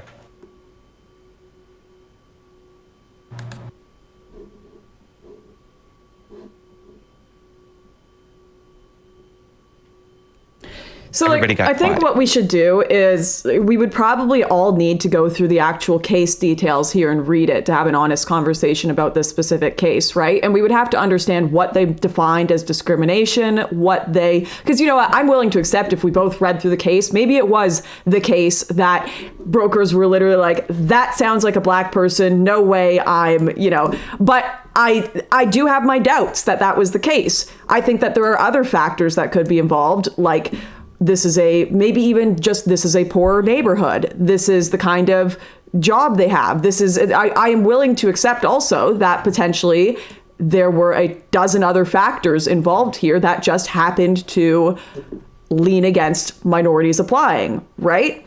And we would all have to sit here and properly go through the case instead of sitting here and making definitive statements that yes, 100% it was racism, no, 100% it was racism, because absolutely it is a coin toss right now without reading it that Well, if this was a settled case, are any of these documents even public? Are we ever going to know that? Is that even? Initial complaint. So maybe we should move on to something else, because really it's up in the air. They haven't taken liability. It is completely possible they just shrugged their shoulders and were like, hey, it's way easier to pay this amount than go and pay all of the crazy court costs. It's possible they're like, hey, we're going to get screwed here. Let's just try to settle quickly. We can't know that. We know they didn't admit fault. We know that they did settle. So it's almost like there's a bit on both sides, but none of us have actually gone through and read through all the court documents. Just to be clear, yeah, I agree that none of us have gone through. None of us also have any ability to say that, they settled because the lawyers would have cost more than $200 million. We have no idea. That's exactly what I'm saying. That's what I'm saying. Yeah, that's 100%. But you're heavily leaning on one side. We're like, well, maybe it was just too expensive, and they probably just wanted to pay. Well, that's well known. It's not a maybe. Right. To battle the Department of Justice is a hugely costly endeavor. I just told you about the Sears case that lasted over a decade, and they ended up losing more than various settlement offers. And it's terrible PR too, publicly the whole time. How much did they cost to settle the Sears case or to fight the Sears case? Oh, it's from 1980s, so you have to convert the currency. Okay, sure. I'm just saying that, if we want to talk about the Wells Fargo thing, it seems like none of us know exactly, right, what it cost or what it could have cost. Wells Fargo did admit fault. That's true. The DOJ said that they found at least, I think it was 4,000 cases where minority borrowers were steered into subprime mortgages, right? Now, we don't know 100%. I think we can leave it there, but I'm not comfortable being like, well, maybe they just settled because LOL, they don't. Well, if you guys, none of us know exactly 100%. If this is also what I mean. I am willing to accept that in America today, there is racism and discrimination that exists. I personally think it's against lots of people everywhere. I think every group has their prejudices. But this is when I opened with saying there is a highly exaggerated level of discrimination in the States that tends to benefit a lot of activist groups. It would to me, if it were to the degree that a lot of activist groups, and I'm not saying necessarily you guys agree with this, but so many people will say we live in a white supremacist nation. We live in a nation that is deliberately like trying to put down blacks at every, angle in education, law, business. When the examples people come up with are these highly contentious cases, or even you look at BLM's cases where their heroes they have to pick are like Jacob Blake, who has just an insane track record of stalking and, pulling out a knife. Like, if it were to the degree that a lot of activists portray it as, we would not be having so much contention over these cases. It would be like, bam, wow, that guy was literally on his hands and knees begging, do not shoot me, and just got shot point blank by the police. This is a 100% cut and dry discrimination case. Like, the thing is, there's so many contentious cases here that could be argued either way, that could go either way, that I really don't think it's as simple as saying 100% the US is white supremacist, racially discriminating, systemic oppression nation. Like, I feel like that is, there has to be a lot of reaching that goes into that of these cases that we're talking about right now. Yeah, but I don't here's the deal. I never ever like having to try to argue for other people making ridiculous claims. Sure, I don't think anyone here is talking about this as a 100% racist nation that's just intentionally bringing down all black people. I don't think that's my argument. I'm pretty sure Destiny wouldn't argue that, and I know you two wouldn't. So the idea is not necessarily about that, but what we can say is that there is the existence now of systemic oppression that does disproportionately impact the lives of African Americans today, right? And that's the thing. I want to point out really quickly that the settlement with Bank of America was much more than the $53 million, whatever. That was for $335 million. And then they ended up having that was a portion of the settlement that was a $16.6 billion lawsuit that they ended up settling. So wait, they settled on millions when it was 16.6 billion? No, they settled the initial complaint. No, I'm sorry. Maybe you weren't hearing. I'll say it one more time. That specific portion that they were settling on was for $335 million, but the overall thing was $16.6 billion. That was what for their financial practices of that $16.6 billion. They had to pay $16.6 billion. That's what you're asserting? That's what I am asserting, yes. I mean, I sincerely doubt that, but I think the lawsuit initially would have been for that amount. Here, I can just read this. I'm just going to read this really quick. Bank of America. Let me just read it real quick. Just link it. Just link it. Just link it. Yeah. Yeah, I'm going to link it. That sounds odd. That's all I'm saying. I'm not saying you're a liar, but that sounds odd. Oh, okay. You said you doubted, but I got you here. I doubt it. So, let me ask, if someone wins a lawsuit that they were discriminated against for being Christian by a single organization in the States, does that prove systemic discrimination against Christians in the US? I don't think a single lawsuit should prove anything. I think that these have to be done. I think that it can't really be looked at legally. It has to be looked at academically. You have to gather a whole bunch of different cases. It might be the case that you can find one bad case of a Christian or a black person or a Chinese person or a white person being violently assaulted every single day for every single year, 365, and that still might not be systemic because there's a lot of people that live in the United States. There's over 350 million people here. So I mean, it has to be done on a study basis, not on a case study basis, not on this one thing happened or these two lawsuits happened or these two things happened. Well, this is what I'm almost getting at. This is a payment for financial fraud. The overall lawsuit is 16.65 billion for financial fraud. And then you're saying 330 million of that 16.65 billion is due to racial issues. Sure, it was the 335 million. I can link you that portion. So that's the overall fraud that they got caught with, and then the other portion. Oh, so I thought you were saying this was a $16.65 billion discrimination lawsuit. That's not the case. I definitely said better. I guess you weren't listening the second time when I repeated it, and that's why I was going to read it really quick. But yes, it was just for the $16.65 billion was just for the financial crisis and for just fraud that they committed. Of that 16.65 billion, 335 million of it went towards their discrimination, the civil portion, or for their civil discrimination. That was that portion. So they were two different things. The investigation went into this time period. If you notice, for most of these civil lawsuits, it's for the borrowing that happened specifically during 2006 to 2009, because that's what the Department of Justice was investigating primarily. They were trying to figure out what exactly contributed towards the financial crisis, And so then during that time, these things were all tangentially related, right? Obviously, doing all those subprime loans, like that had a big impact on obviously the foreclosure rate, so on and so forth. And so then that's what they were investigating. And upon investigating that is where they discovered that there was this disparity that was happening, and not just a disparity of intention. Okay, Sean, I'll let you read through that quickly because I did want to clarify something from my last point. Someone in my chat was saying that I was straw manning you guys, and I'm not trying to do that. I was just trying to assess what I typically hear as systemic oppression, and I typically hear the statement of, you know, America is a white supremacist nation. So I actually want to clarify with you guys, because even I wouldn't deny, of course, that racism within individual institutions, potentially, even like sexism and rape culture within certain institutions exists in areas, right? But when we talk about the idea of the broader nation of America being institutionally racist or white supremacist, I want to gauge where your guys' stance is on that. Like, do you think that America is a white supremacist nation? Do you think the whole nation in itself is systemically against Black people? I'll let you guys answer that. I want to like actually get a gauge of your stance.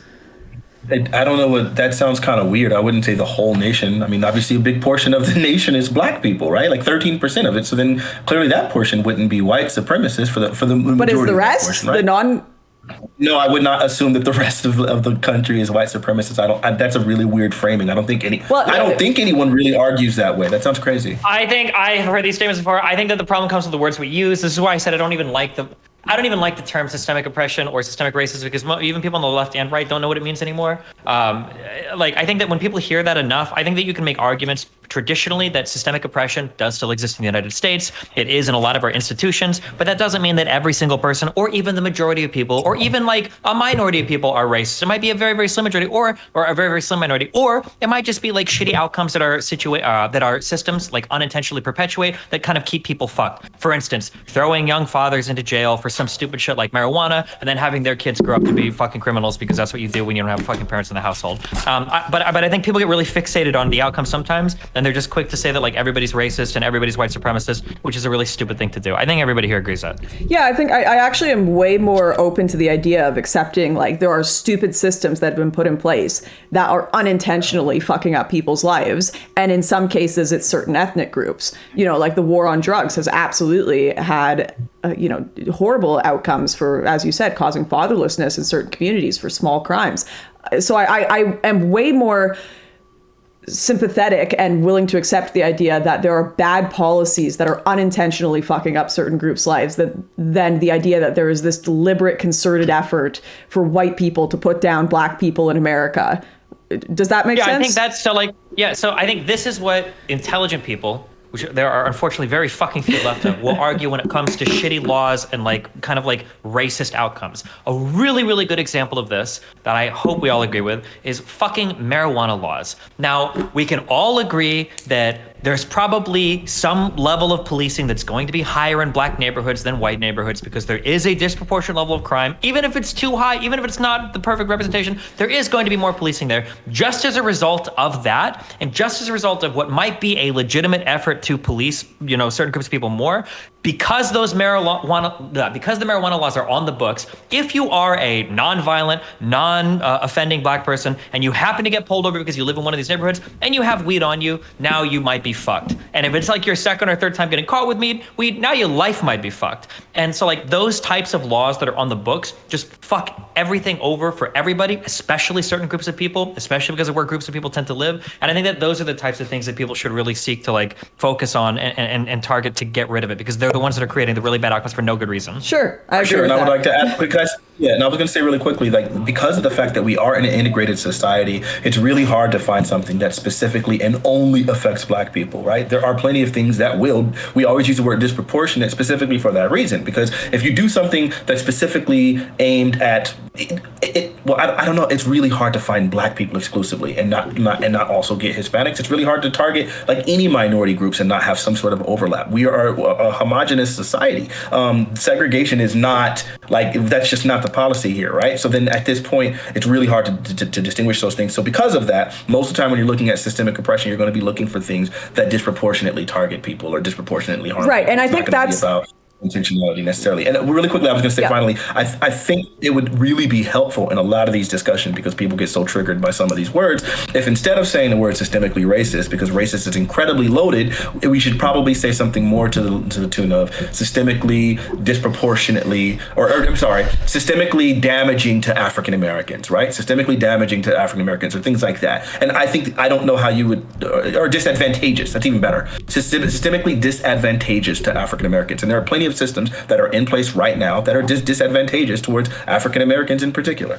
Okay, so this is something that someone pointed out in my chat as well, exactly the argument you're making. He's saying, wait, so if she's conceding that the war on drugs has resulted in racial disparities, she is conceding the argument that this is an example of systemic racism. Now, I think that point of, the disproportionate results in policies, that's not necessarily the case, because while certain things and policies may be made that affect certain groups more than others, that doesn't mean it was intentionally made to affect a certain group more than others. Murder laws, for example, made to stop people from murdering, killing other people, obviously disproportionately affect men. I do not think that is systemic discrimination against men just because men happen to commit more murder. The same case that I do not think that these laws were created specifically to imprison black people more. I think that they tend to commit more drug crimes. Not that I necessarily support the drug laws in place, right? So I can disagree with the drug law in place while also holding the point that I don't think it was put in place intentionally to put more black fathers in prison. And that's why I am more so willing to concede to Destiny's point of unintentionally fucking up people's lives, where I don't think these people are going in saying, yes, let's put black fathers in jail with this. And if they are, then fuck them, obviously. Like, that's horrible, but I don't think that's the case. Yeah. But I agree with this 1 million percent. I think that the best place to look at here, I think, would be something like the crime bill that everybody is like super critical of. When you go back in time and you look at the crime bill, well, there are some things about that crime bill that definitely weren't awesome. So, for instance, like 3 strike laws probably didn't do what we wanted them to do. There are parts of that crime bill, when people were pushing for it at the time, as much as we like to go back and call everybody racist that was pushing it, this was not done with racial intent. Now, some people will argue that some people pushing it might have been racist, but it was also supported by I think it was the Congressional Black Caucus. It was supported by black members of the Senate. It was supported by the black community, because a lot of people. But that's not true. That's not true. Wait, we'll do this on everyone, okay? There are lots of people around the country that wanted to crack down on crime. If you go look at any crime chart in the entire fucking country, I think in the 90s when like homicides were spiking, it was like insane. Like the rates of violent crime at any other point in US history was like super fucked.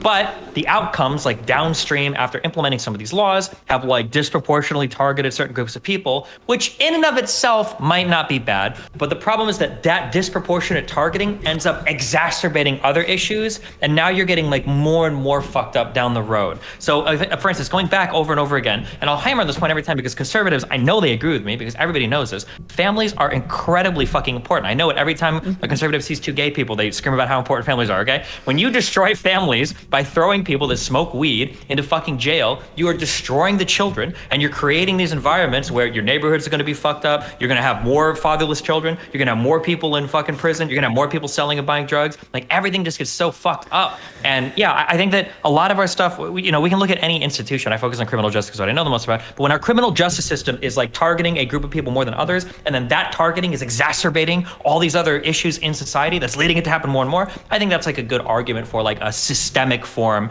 of, we can call it racism or oppression or something like that. So that's simply the thing I disagree with, is there's the not racism bit. There's not. I was going to say really quickly. I think that there's one more problem is that like even still, I guess it's really hard. It's really hard to argue from intentionality, right? So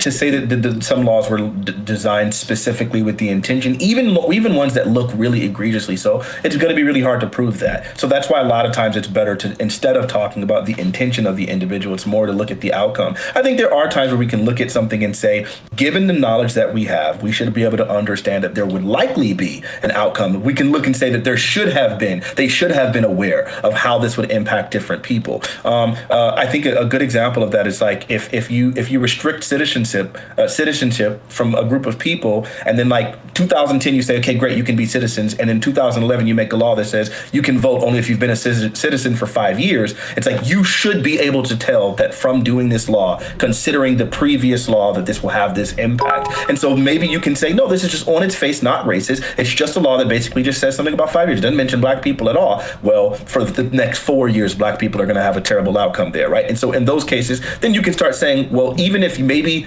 these people were just short-sighted and really didn't see what the outcome can be, you can still say that this is a likely outcome that was obviously something that we should have been able to recognize at this point, and it is greatly harming black people in this case. And I think you can find that with the drug crimes and so on and so forth. And I wanted to push back just quickly against Lauren Southern making a statement that black people just happen to do more drug crimes, and I don't think that that's true. In fact, I think to the contrary, I think they found that blacks make up 33% of all drug crimes. Where's that study from? Okay, specific. I can find it. Let me find it. This is just off the top of my head. Did you say 33% of drug crimes? Because that's 33%. I'm sorry, higher than the population. 33% of all drug crimes specifically. Well, sure. You know what? You might be right. So if you're just talking about more disproportionately, maybe they do. Yeah, in that case, I think they said, or here's a better one. Blacks and whites use marijuana at the same rates. That we know that. So blacks and whites use marijuana. That's not true either. But blacks make up 74%. That's not I think true they said, either. Something of all marijuana prosecutions and arrests. Is that from the ACLU? I believe so. Yeah, the ACLU study was based on self-reporting, and there's been significant studies on self-reporting within black and white communities. Unfortunately, and this is an unfortunate case, there is a lot of mistrust in studying data and particularly reporting drug use to police within the black community, and I completely understand that. So when it comes to self-reporting, typically if they will test black communities and white communities to report what types of drugs they've used and then take a hair test after, they found that there's disproportionate outcomes, particularly amongst blacks, where they will say they haven't done a drug and then the hair test will say otherwise. So I can send you those studies in the chat if you'd like. Yeah, please do. Even if we grant that they use at very similar rates, statistically insignificant difference, the idea that just because you isolated this one crime out of all the crimes that blacks and whites do differently, and by the way, I'm not even going to entertain the fact that marijuana is the reason for mass incarceration. America's incarceration rate is due to its violent crime. So I'm just putting that out there, dude. Calm down with the straw man. I'm just setting this up that this isn't even a significant thing. So if you live in an area where there's higher rates of murder, higher rates of rape, higher rates of assault, higher rates of all these different violent crimes, and you have more officers sent to that area to deal with the higher rates of crime, and those officers happen to smell or see people smoking marijuana more, then obviously you're going to have disproportionate arrests. On top of that, those studies don't account for when people are arrested for other charges and they plead down to a possession charge.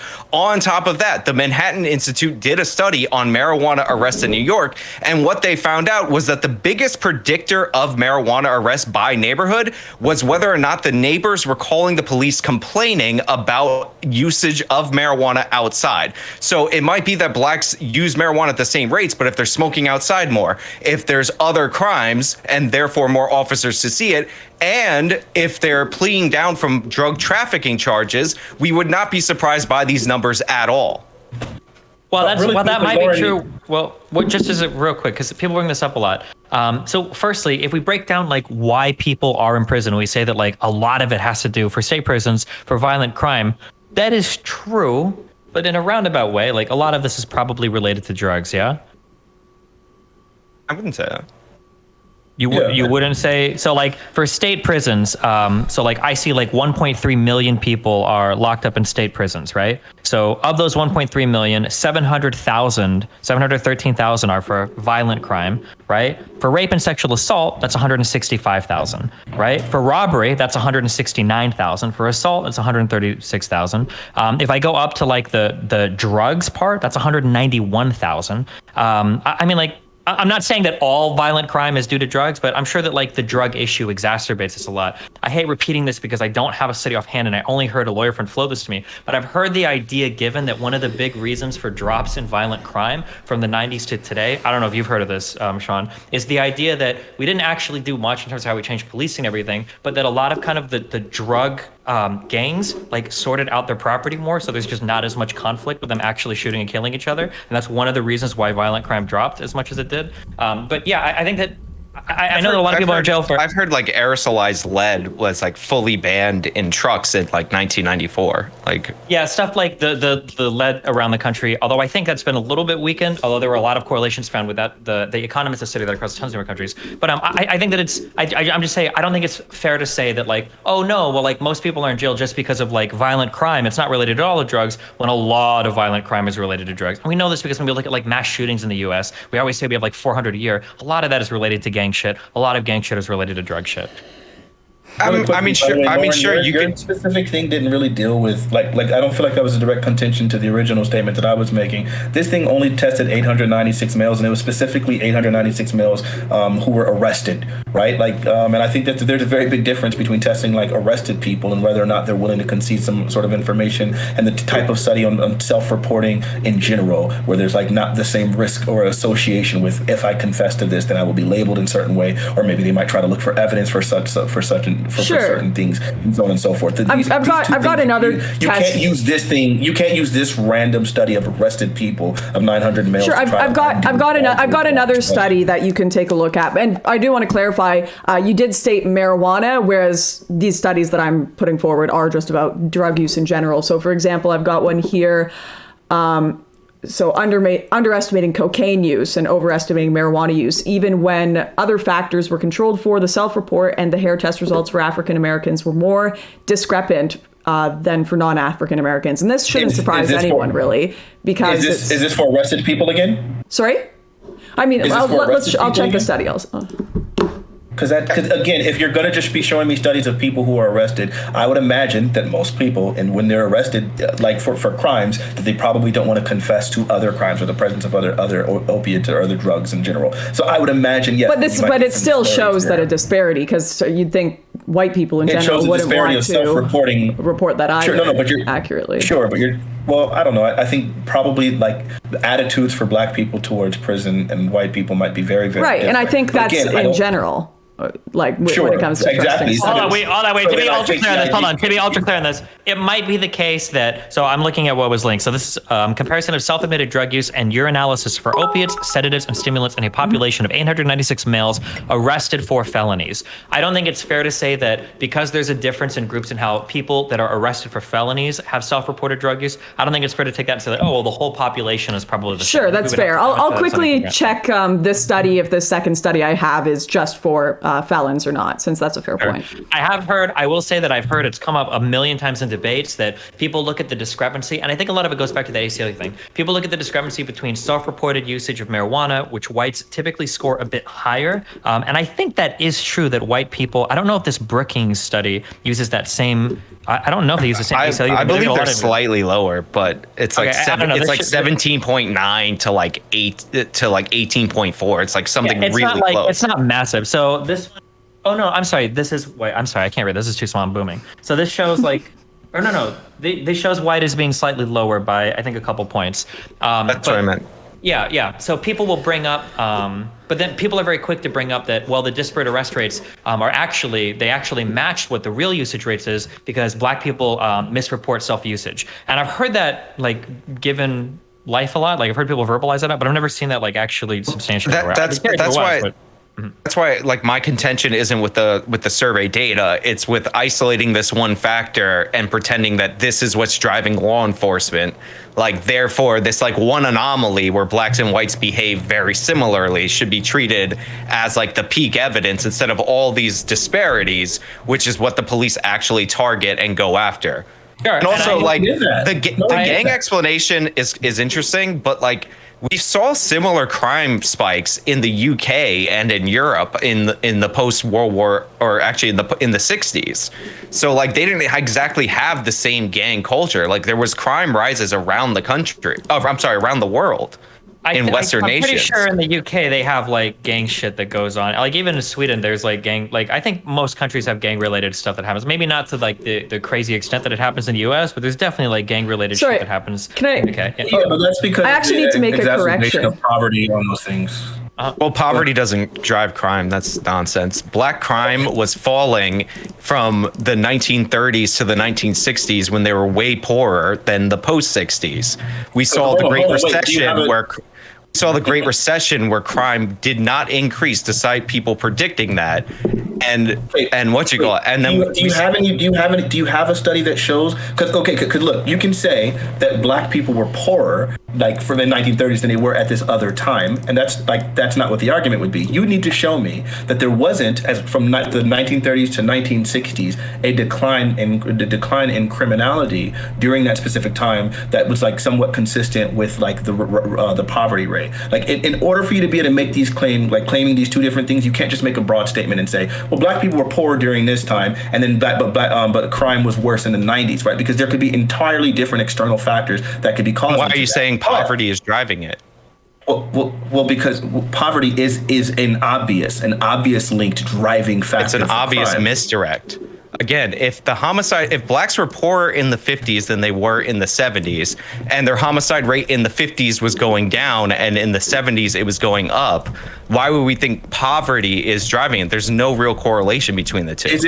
Is it possible that there's a correlation between the two, but there was an external factor in the 70s that contributed to the rise in homicides aside from poverty? Because we're not making the statement that poverty is the only controlling or the only driving factor here. What we're making is that there is a link, that these two things you can see with even in white people, when you add more poverty and more poverty-stricken areas, that there's an increase in crime. Now, maybe not relative, I mean, maybe not the exact same as blacks, right? Because there are other external factors. But poverty, the link between poverty and crime has long been established by pretty much everyone. If you're literally trying to deny that basic fact, I just don't know where you're coming from.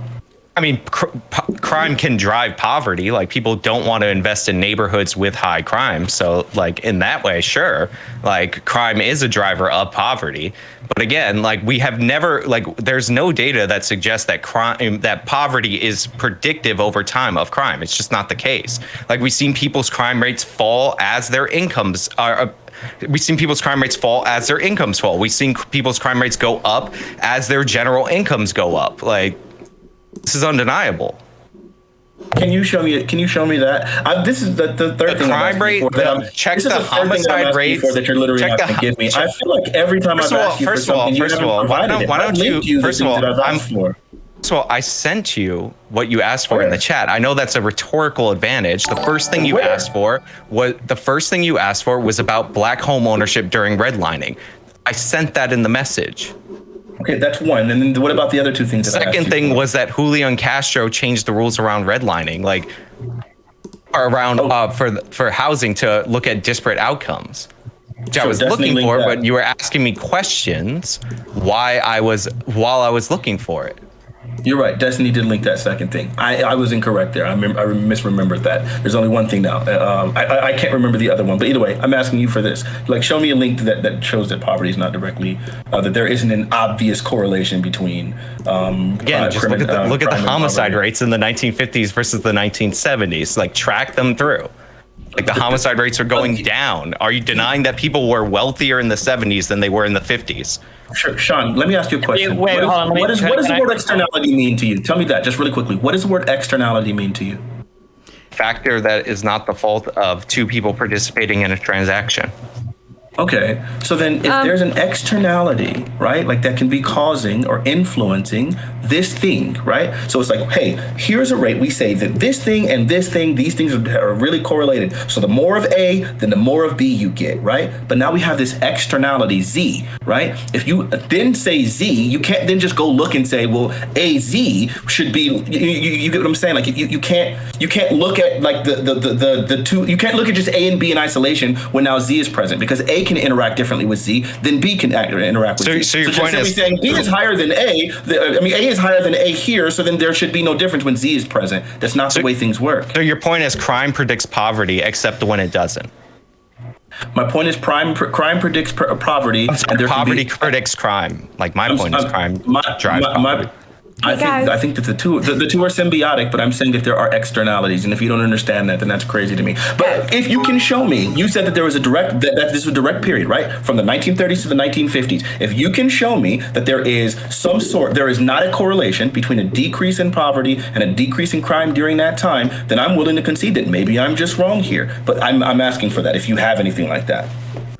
Right here, you can look at the homicide rates for the last 100 years. I just threw that in the chat. I'm gonna jump. Okay, so number one, Sean, you can't just link a broad trend and say that this establishes a fact. Okay, so I will say that firstly. Secondly, I don't think that poverty is tied to crime. I think that poverty tends to be tied to certain failing institutions, and the failure of those institutions is usually what predicts crime. But you can have things, for instance, like we can have like very poor rural communities, but like most people are working jobs, most people, go to church, or they have a sense of community. Like there is a local school. They're not all out there like killing each other. I think the problem that you get is when you have high poverty areas that are having a failure in their institutions.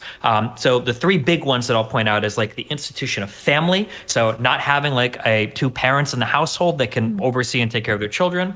I'll say the institution of your job markets. Are there actually things for people to do? Even if they're shitty, poor jobs, is there at least some type of job for them to work? And then the institution of your schools. Now, people meme about this. I don't know why, but having shit like after school programs and having stuff for kids to do, even if I think conservatives made fun of it, like, oh, they don't have enough basketball courts, even something as dumb as like a park or a basketball court can be really, really, really important to occupy kids' times. I don't think that poverty drives crime, or at least when I've looked at shit before, I've never seen that.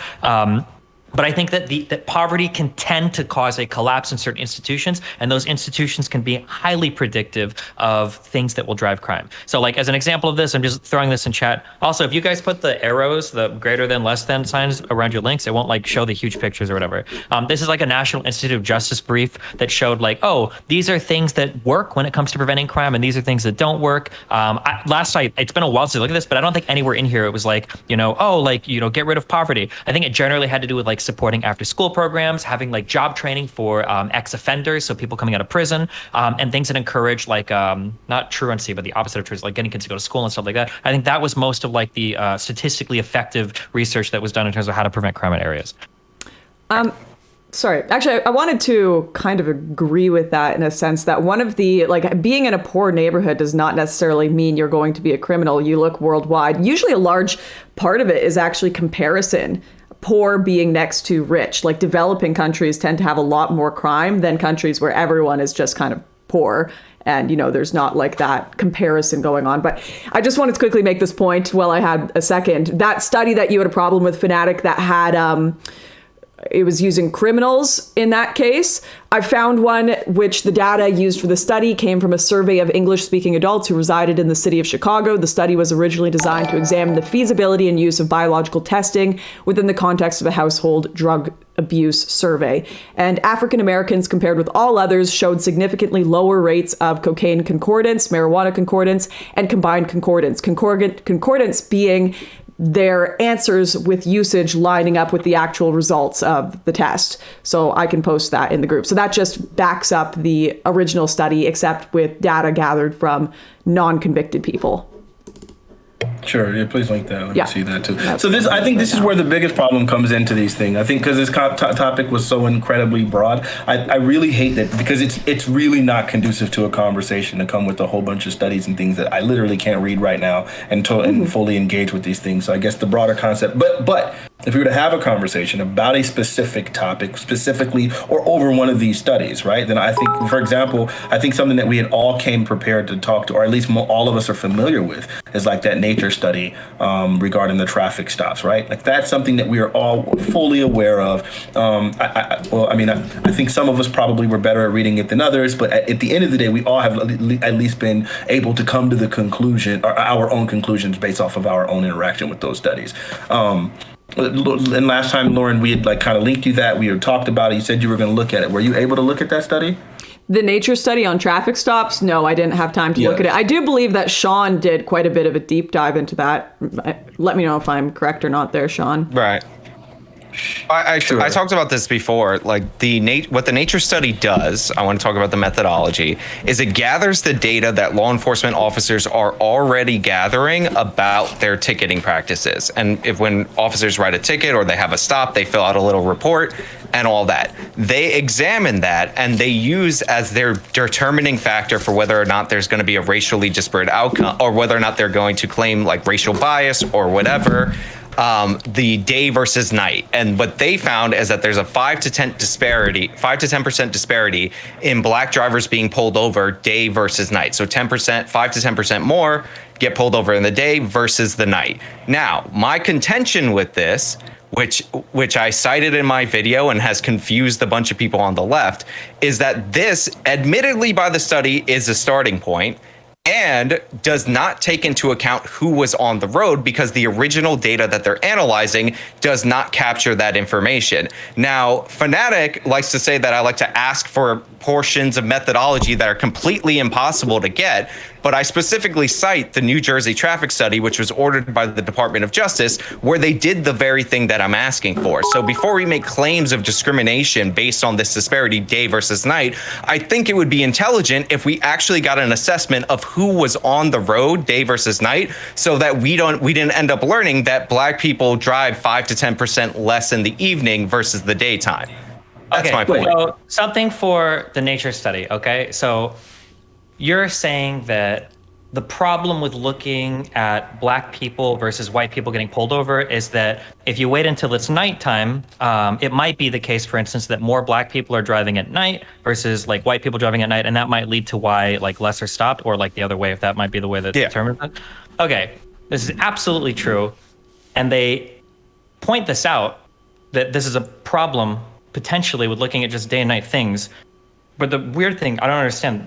The very next part talks about how they solve that problem. So they apply a test that was developed by Grogger and Ridgway called the Veil of Darkness test. And what they do is, because there are different hours for nightfall across the United States when you control for things like daylight savings time, the only part that study looks at is it only looks at traffic stops that happen as the daylight savings time changes, to see, because then you're able to control for time. So for instance, who gets pulled over at 6 p.m. on a summer night versus 6 p.m. on a winter night, and that's where those 20% margins came from. It's I think it's 5 points. It's like 20 to 25%, which is like a 20% drop in getting pulled over. But that's where they actually figure out like, oh, holy shit, black people are less likely to get pulled over as the sun goes down. And that holds true regardless of the changing hours of day, even into the daylight savings time hours. So it seems to point to the fact that, well, there might be some sort of profiling going on when it comes to pulling people over in their cars.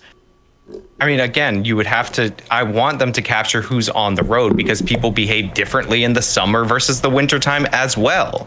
So like so and I understand that, but unfortunately, like, this is a game where, like, if you want to play this, there's no end in sight, right? Like, it's not. No. There's specifically an end. If you capture who's on the road, yeah, but that's not I'm possible, in for right? it. We're never. No, it is possible. What are you talking about? So this is from the Grogger and Ridgway test. In the case of the Oakland data, our approach yields little evidence of racial profiling, and our sensitivity analysis suggests that the departures from our maintained assumptions would have to be substantial to overturn our conclusions. Okay, wait. I don't know about. It wasn't part of this test. Wait, Grogger and Ridgway developed the Veil of Darkness test, but the nature study is a separate study that compiles. Well, why would they come to a different conclusion using the same test? Because they might be using a different data set. The nature study incorporates, it's like 36 different states and over 95 million traffic stops. I don't know what data set Grogger and Ridgway were working with, but like, you can look at the, I can link the figures. Hold on, I can link the figures in the Discord group, and you can just look at like the difference in pullover rates, and then we can argue about those if you want. But I mean, like, it seems pretty hard that they tried like really hard to control for time of day when it came to So the Veil of Darkness test has been applied by the original researchers and found no racial bias. Yeah. So wait. So a test is this is just like a method that you develop to figure out like it might be like a novel solution for a certain type of problem. I'm trying to think I might develop a test to find out if like what's the effect size? What's the effect size that the nature study offers? I haven't read it enough. I should, but what is the effect size that they show? It's a lot. Or is it just an assumption? Millions of stops. It was 95. It was 95 million. Yeah. But the effect size. But the broader study was over 225 million traffic stops, and then they actually controlled down to 95 million. So I'm linking. So this is just a figure from the study. So if you look at this figure, you can see the difference in the percentage of drivers that were stopped that were black. So if you look across like these three graphs, right, you can see the difference is about 5 percentage points each time, or anywhere from like 4 to 7 percentage points each time. So it would be like about a 20% reduction in the percentage of people who are black. If you go from like 25 to 20 based on it being nightfall. Yeah. Okay, I'm looking at it right now. Give me a minute. Yeah. Fanatiq, your mic is catching tons of background noise. I don't know why. Very true. Oh, I got you. My bad. I got to do it over here.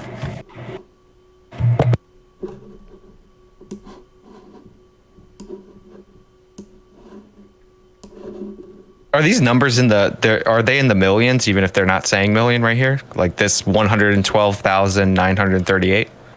No. So the reason why you don't find as many here is because when they were applying this veil of darkness test, like you said, there might be different driving behaviors at different times of day. So they tried to narrow down, they have to narrow down the data set, and they tried to specifically find stops that apply to this hour gap where they could figure out like, okay, well, this is when it would normally be sun up, this is when it would normally be sun down. And then they excluded this middle part where it's like kind of like duskish, like you don't really know if the sun is completely up or down. And they're looking at like, I think it's a 30-minute window before and after. But obviously like not every traffic stop will occur. Like if a traffic stop occurred at noon, that's not going to tell you anything versus when you're using the veil of darkness test.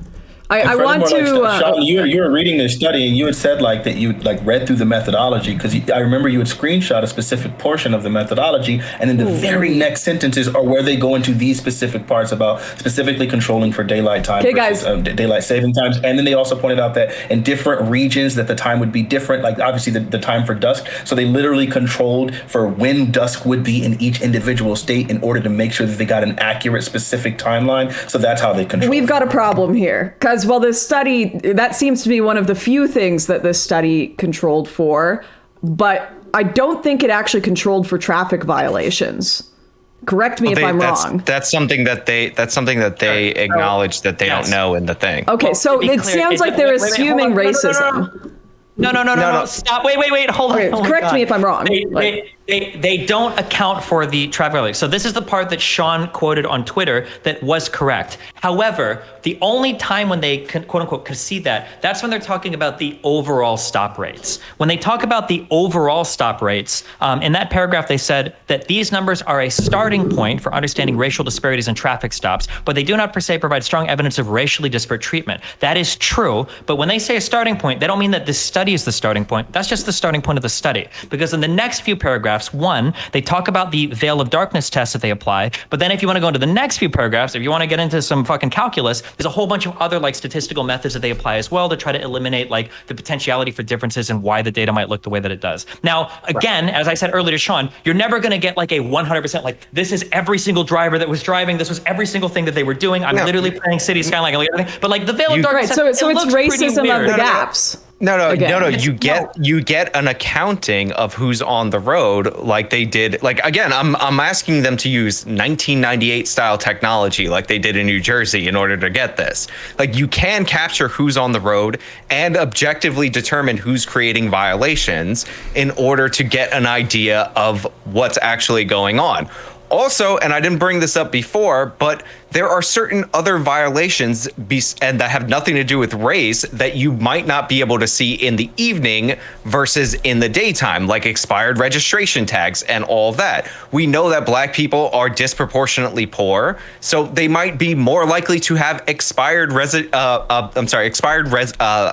don't know why the words can't come out of my face. Expired registration and things like that. So we don't, like I said, like we need more information. And it's not crazy to ask for a follow-up, especially when people are asserting that this is by far and away the proof, because everybody acts the same as they do in summer versus winter. Checkmate, everyone. You can do this, but the problem is, again, firstly, every single thing you just said has also been mentioned as a potential limitation of the study, right? Results could be skewed if race-specific driving behavior is related more to lighting than time of day. Maybe black people just like to drive more when it's daylight out. That could be the case. Conversely, artificial lighting, for example, from street lamps, can weaken the relationship between sunlight and visibility, right? Maybe it's the case that your study shows a whole bunch of racism, but when you go and look at the streets, well, hold on, there's street lights everywhere. Like maybe that's actually not the reason, right? You can see into the thing regardless. But however, at this point, you have to say, okay, well, the evidence looks bad from my side. We need to do further digging because right now it kind of looks like there's no, because this is once again just racism. Do you think that? Wait, I gotta ask you. I gotta ask you. Do you think there's more shootings? Do you think there's more shootings in the summer versus the winter on average?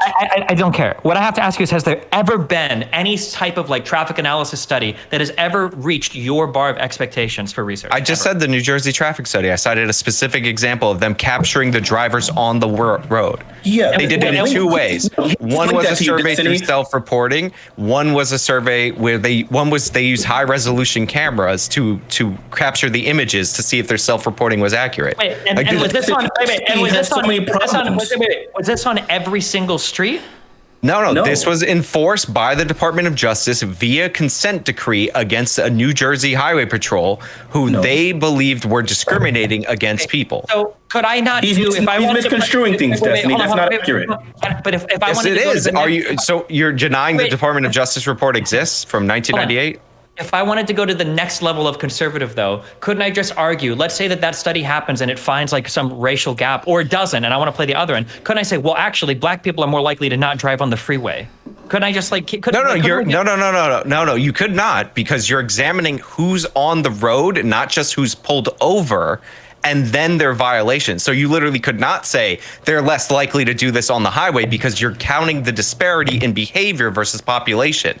Okay, how do you know that black people use the turnpike? How do you know that black people use the turnpike? Because you're taking photos of them. You're taking photos of them. That's why. But the other problem was photos of them, and then you're asking them at toll booths to fill out and say if they're black. So you don't have to guess whether or not they're taking it or not, because you're actually capturing the data, which is the whole point of what I'm saying. So your dunk right now is not working because you're not listening. Well, the problem with your methodology, first off, is because this was literally going to be based off of people trying to eyeball the race of the individuals based off of high risk. That's why they asked them in the survey for self-reporting at the toll booth. They did two versions of the study. Okay, good. So then you need to show me the second version, because I know what the first one. The reason why this study in the same article that's linked under my video that you reacted to. The reason why this study had been rejected was specifically because they said that there were too many errors in methodology. There was too much discretion requiring people in plenty of the cases, because some of these toll roads are literally automatic, that they had to literally, based on the idea like automatic in 1998, based off of people looking at high-res photographs, they were then able to look at the pictures and then try to write down the race of the individuals and then link that with the rate of travel of these individuals. But they had to throw out a bunch of the pictures, because in a bunch of the pictures the races were ambiguous, so they couldn't tell the races of the individuals. So then automatically that throws out a big portion of your data right there. The methodology was crap. That's why this wasn't something that was wholesale accepted. They did it in two different ways. The first way was they had people fill out surveys at toll booths, and they would identify their own race. Then they had two different coders review these high resolution images. And obviously, if you have a bad image that you can't categorize, you don't categorize them. No methodology is 100% perfect. You're pretending that's what I'm saying when it's not what I'm saying. So these two coders determined this. By the way, the self-reporting data match what the coders determined more or less. And what they found in this survey, which was just about speeding, by the way, you're fighting something specifically about speeding because you don't want to admit that you're wrong, was that the biggest predictor of speeding behavior was none of the models that they used with the census data, none of the projections of who they thought would be on the road, but it was in fact the police writing tickets. Like that's what indicated who was actually speeding. Because black people sped more. Apply to people in urban areas, though? Didn't your study also this was on a highway? But didn't this study also say that as another portion that they found no difference in urban areas from the black? No. They monitored multiple zones, right? So they had the 65 mile per hour zone. This is where the disparities among blacks and whites were the absolute greatest. In the 55 mile per hour zone that they were also monitoring, there was not much of a significant disparity at all. So in certain zones, behavior was different, sure. Which makes sense. If you've ever driven anywhere, there's moments where you kind of speed a little more. So then at that point, and you speed a little less. So you can't just say you have a smoking gun because you looked at a specific segment where you happen to find a disparity. I'm not saying but that factor wasn't present in the urban communities. And then on top of this, instead of it being something that's based completely off of like police is recording data or something like that, it's going to be instead now by people trying to eyeball photographs. While at the same time, you're literally trying to throw out entire pieces of data where they have literally the largest study ever done of its kind based off of the officer's own reporting of their own stops. But somehow now, unwilling to accept the conclusion, but you're willing to look at something like the turnpike thing. That's crazy. It's not urban at 55 miles per hour. It's another section of the turnpike. Like, come on. Anyway, but yeah, again, I'm not extrapolating. What I'm saying is that the methodology that I'm proposing, where you capture the data of the drivers on the road, not just the violators, is possible. You're acting like it's a slam dunk in this case. They happen to find in the 65 mile per hour zones that blacks speed way more. But that's neither here nor there. My point is, you can capture the drivers. The data from the nature study was never collected for this purpose. It was analyzed later. It's interesting. I think it warrants more study, but you're against it because you're already drawing conclusions from it right now. Wait, to be clear. Last thing, please. The only reason why I'm already so skeptical of this thing is because first off, when the study was released, it already said federal officials had questioned its method and asked that it not be withheld. Then he said, we continue to believe that the survey results have not been shown to be valid or reliable. This is coming from Mark A. Posner, a Justice Department attorney.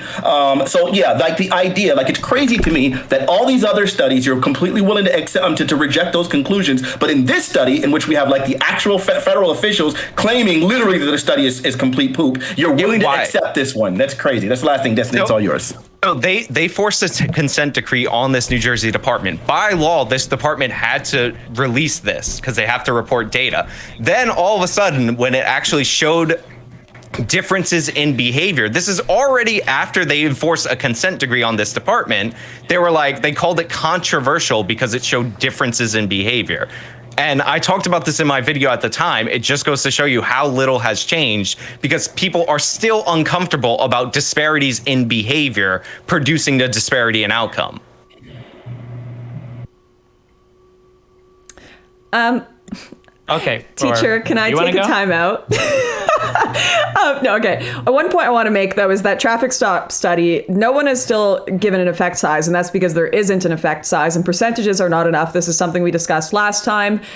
Percentages do not show whether it is an important difference or not. The effect size is the important aspect of a study, and the traffic stop study that you guys have cited still does not provide that. I mean, last time we had this discussion, and I kept asking for the effect size on with Fanatiq, with the racist dogs, where dogs were the majority of black people were the majority of people being bitten by police dogs. Turns out, obviously this isn't the same case with the traffic stop study, but turns out it was like 9 dog bites or something in the city of Ferguson with a 70% black population. So while the problem with the traffic stop study isn't necessarily the sample size, the effect size is still going to tell someone how significant the results of a study are, not the percentage. You cannot just rely on percentage. Anyone who understands statistics can look at this. So I would really encourage you guys to consider that aspect of it, that this doesn't tell us whether this is a significant result or not, just because you have a lot of people used in the study. Okay, now, wait, if you understand this, can you please explain what is the difference between like a confidence interval versus like an effect size versus like statistically significant? Can you explain that for all of us? Dude, I'm not a fucking genius. I'm not going to pretend to be, but what I do understand from the very basics of studies is that you do need to ask for the effect size and find out what the effect size is compared to percentages, because percentages do not tell the whole story. That's like my basic understanding. I'm not going to pretend to be a genius, but I will tell you the geniuses will agree with that. Okay, so the people that published this study and numerous others, I don't always see effect size as something that's like specifically mentioned. Now I do see words like, or terms like statistically significant, and then with a given confidence interval of 90 to 95%. I don't. So you're saying if it doesn't have effect size written, everything is just thrown out. Well, no, you can't simply go off of percentages. Can you explain why? Because it doesn't. Oh, so I'll let Sean jump in here. I was going to say the example she gave was it was another debate where somebody brought up in the Department of Justice report on Ferguson, 100% of the suspects bitten by dogs where races were recorded were black suspects, right? And this was over a 3-year period, which sounds really dramatic. And then you find out it's 14 people. Like the Ferguson Police Department didn't have that many dog bites. I agree with that. That's why she's saying percentages could be deceptive. Sure, and I agree with that. But unfortunately, the numbers that are being used in this kind of prohibit that from happening unless you think something tricky is going on. To back up what you're saying, even in that special report for the police use of non-fatal force, on some of the percentages, like there was a really huge discrepancy between Hispanics and one or another. I think they even notate that while this might look scary, there are only like 13 people that are involved in this particular thing. The effect size is very, very, very small, so it's hard to extrapolate from that. This does happen for sure, but I don't think it's happening here, and I don't see any reason to believe that it's happening here. It's because Hispanics didn't do nothing. True. Right, Destiny? Wait, my Cuban brother?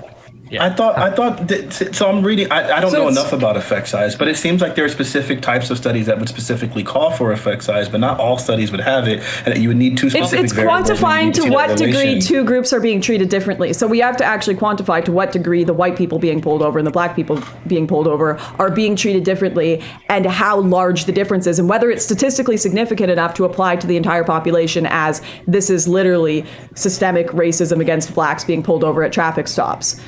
Instead of just we're seeing a slight variation in some cases. To be clear, you're never going to find or I've never seen a study on this that's like, this is evidence of systemic oppression. Fanatiq, please, your mic. I love you. Oh, my bad.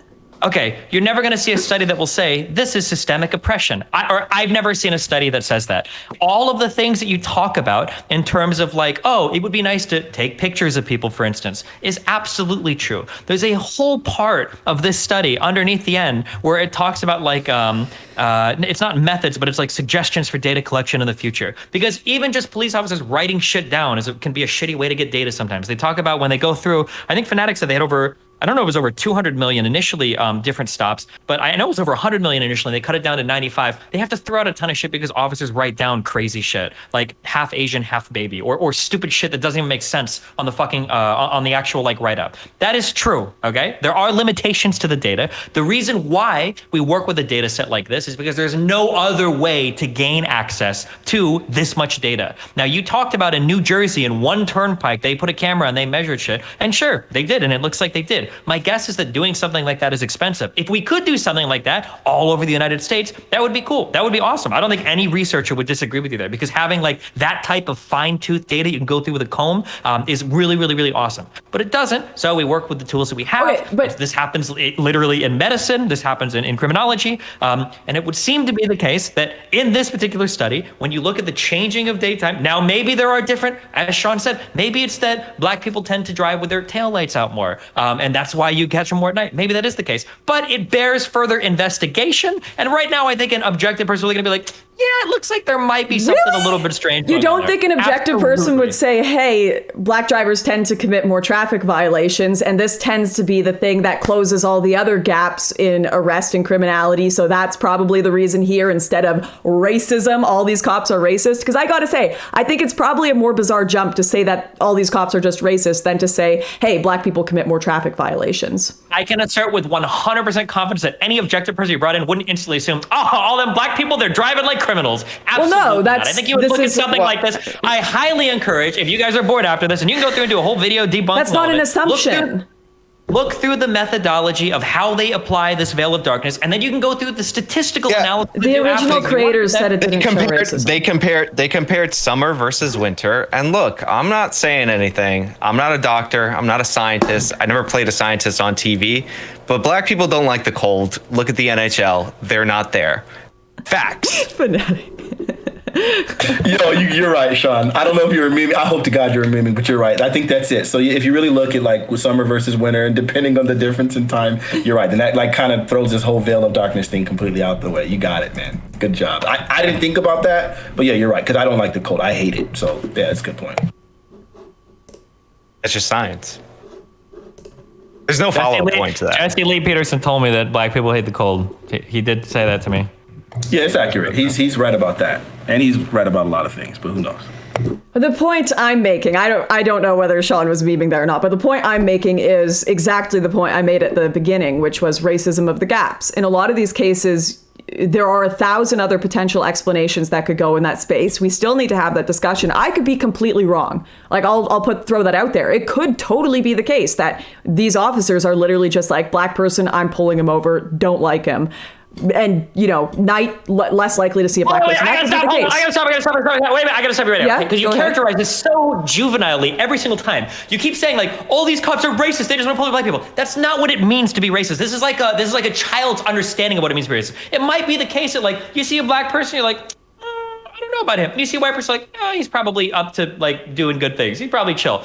You could literally have like some implicit bias that works on that level. It doesn't mean, okay, but every time you characterize it, you're like, oh, those evil racist cops. Nobody in here, well, I don't know if Fanatiq believes this. I don't believe that there are like all these horrible racist cops that are like driving over to pull over black people. It might just be the case you see somebody like, black person, expensive car.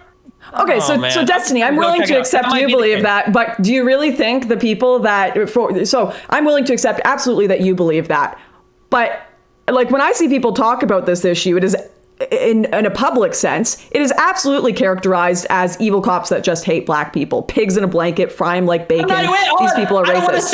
I'm not, because we were talking. No. I don't care about what you've seen like the craziest person on Twitter. I'm not here to stand for those people. Okay, I fight against those people. Okay, so awesome. If you want to have like, you can do a whole video on all the crazy shit that people say on Twitter. That's not going to make anything you're saying less ridiculous. Destiny, I wasn't pretending to be you when I said that. I was saying I could definitely fill that gap if I wanted to with cops are just racist. I was saying that. I wasn't saying that's you saying that. I was using that as an example. And responding with such defensiveness, like, I don't get that. I wasn't asserting that you're saying that. I can explain why. The problem is because every time you consistently do this, again, I haven't said anything. Every time these arguments, you present the other side, it's like, well, it could be this multifaceted problem where people are driving with their taillights out. Maybe there's a difference in behavior. Or I could believe your side, that every cop is a racist fucking dipshit, huh? Like, yeah, if you make our side sound that way, of course it sounds like ridiculous, right? So then the argument... I can do the exact same for you, and I can say, like, you know, it might be that cops have like an implicit bias when they pull over people, or maybe every black person just knocks their taillight out and drives around with no fucking brake lights in the night, right? Like, I can make your side sound just ridiculous. I'm just saying that when you talk about my side, stop characterizing it as the insane lefty Twitter sphere that I know that we both deal with, because I'm definitely familiar with this one. Don't characterize it that way. I'm not saying that all cops are driving as evil racist monsters. I'm just saying that, like, when cops drive around, like, sometimes you might be making these implicit bias decisions, which is why when it's a little darker outside, you can't tell the difference between the race of the person in the car, as this study definitely suggests, with over 95 million traffic stops while controlling for time of day because of the veil of darkness test. Maybe it is the case that they make these implicitly different decisions. I'm not saying they're all fucking racist, horrible people. Okay, fair. You know what? Actually, I'll take that as fair enough. Like, if your position is that it's not intentional racism and it's potentially just subconscious, they're pulling them over because perhaps as a police officer, they approached situations more where when they pulled people over, they found more drugs, or they found more criminality in some cases when they pulled over black people. So they made the assumption this person is more likely to be committing a crime than a white person. Perhaps that is at play. I'm willing to concede that. Right? Okay, is that a better characterization? Real quick. What the second part of the study, which we're not going to get to, but it's interesting you bring that up, because the second part of the study has to do with hit rates when it comes to pulling people over. And guess what? The hit rates on black and Hispanic people are always like way fucking lower than white people, which is the contraindication of what you just said. Maybe they pull over black people more often because they're more likely to get drugs. That's not the case. It's actually more likely the case when they pull over black or Hispanic people, they're less likely to get drugs, but they still pull them over. But that's a whole second part of the study that I don't think we're going to have time to get to today. We don't have to get to it today, because I actually mentioned that to her the last time in our conversation, and I specifically mentioned the hit rate, which you asked me for, and then I told you specifically that African Americans were less likely to be found with contraband, yet they still constitute I was more so implying of these search. I was more so implying criminality in general, as we do know African Americans tend to commit more crime than their population size. So I was just implying that bias. So now you're using the idea that just because there's like a higher rate of criminality amongst African Americans, that we should just be able to pull them over as a whole. No, bro, listen, I was actually sitting here and trying to generously characterize your side. I was sitting here and trying to say, okay, perhaps this, because Destiny called me out and said, listen, that's not our position. We're not saying cops are just being racist. We're saying that there could be an implicit bias. So I've been sitting here trying to justify perhaps what that implicit bias in cops' minds could be, to try to explain the argument that you're making.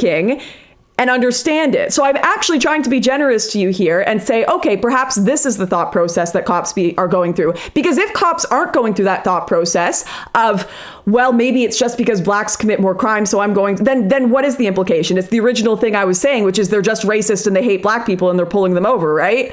So like if there aren't, so what, otherwise, what are the reasons cops are thinking this? Are we saying there's an implicit bias because they arrest more people in general, or just an implicit bias because they just don't like black people, which is what I was characterizing it initially? It doesn't have to be about them not liking black people. There's just been so many different things that shown like why there's implicit bias, and I can totally understand. Just me being generous myself, I'm going to do your type of generosity. I could totally understand if I was a cop and I was constantly assigned to work dealing with really bad actors in specifically black neighborhoods, that it would eventually start skewing my point of view specifically about those people, such that I would start developing maybe some sort of unconscious bias, where it's not like I think all of these people are evil or whatever, because I probably dealt with some good people, but I just already have, because whenever I'm looking for crime, I'm happening to do it in these neighborhoods, then it would cause me to probably start feeling a little bit more biased against these people. And then that might result in things that, especially when you start talking about discretionary things like traffic stops, you'll find those results. And then that's what I was saying. By the idea, but I got you, and I'm good. Then we agree. And it's exacerbated by the fact when you find out in places like Florida that multiple different precincts were literally using black mugshots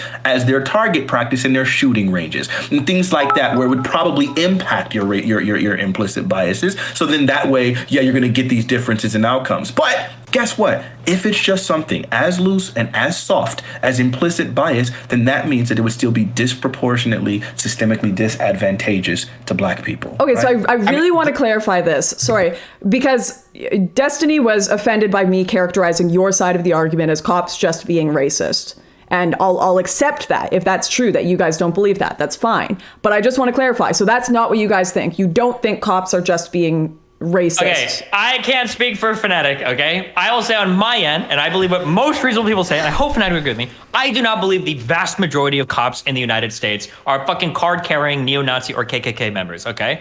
That being said, when you are a police officer, we might have said this before, and I'm going to say this again, and this is just fucking talk to cops or whatever. A lot of what goes into policing has to do with making judgment calls on the fly. It is a very, like, you do it when you're working, when you're doing like a beat, when you're doing patrol, like a lot of what you do is like a totally feelings-based thing. You're not walking around with a fucking clipboard and a scientist in your backseat and a sociologist to make sure that you're being fair. A lot of it is you just kind of do what you feel. And it is totally possible that while you deal with people, you do develop these sorts of biases. And I don't necessarily fault cops for it. Like, you're a horrible fucking person because when you see a black person in a hoodie, you assume they're more likely to have a gun than when you see like a white pimply kid with fucking glasses on, even if it might be like a little bit of a bias thing. I don't necessarily fault cops for it. It's just something like, if it happens, it's good to be aware of it. And if it's happening in bad ways, like for instance, if you're an innocent black dude, you're driving a nice car and you tend to get pulled over more than you otherwise should, then it's just something we should look at and something we should maybe change. That's all I'm saying. So wait, but it sounds like we're not actually disagreeing. They're asserting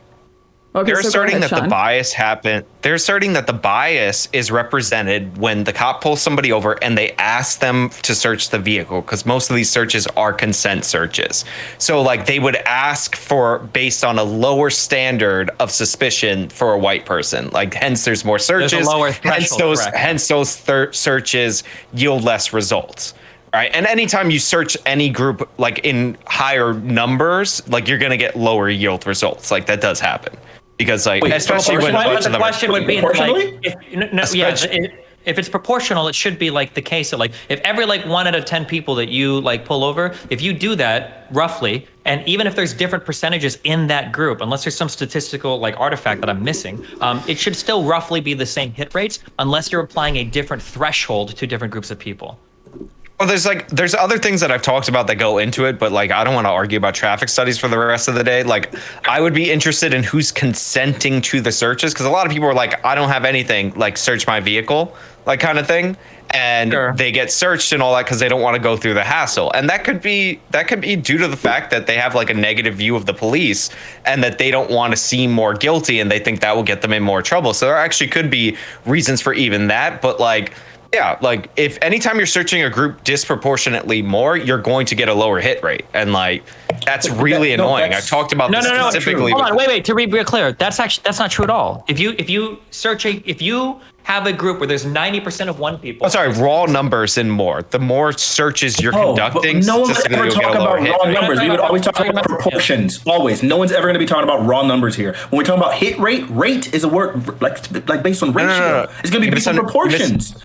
No one's talking about raw numbers. Misunderstand. In all right, I'll give you an example. In stop and frisk, when there was like 90,000 stops under like the last year of Giuliani, the hit rate for contraband was higher, right?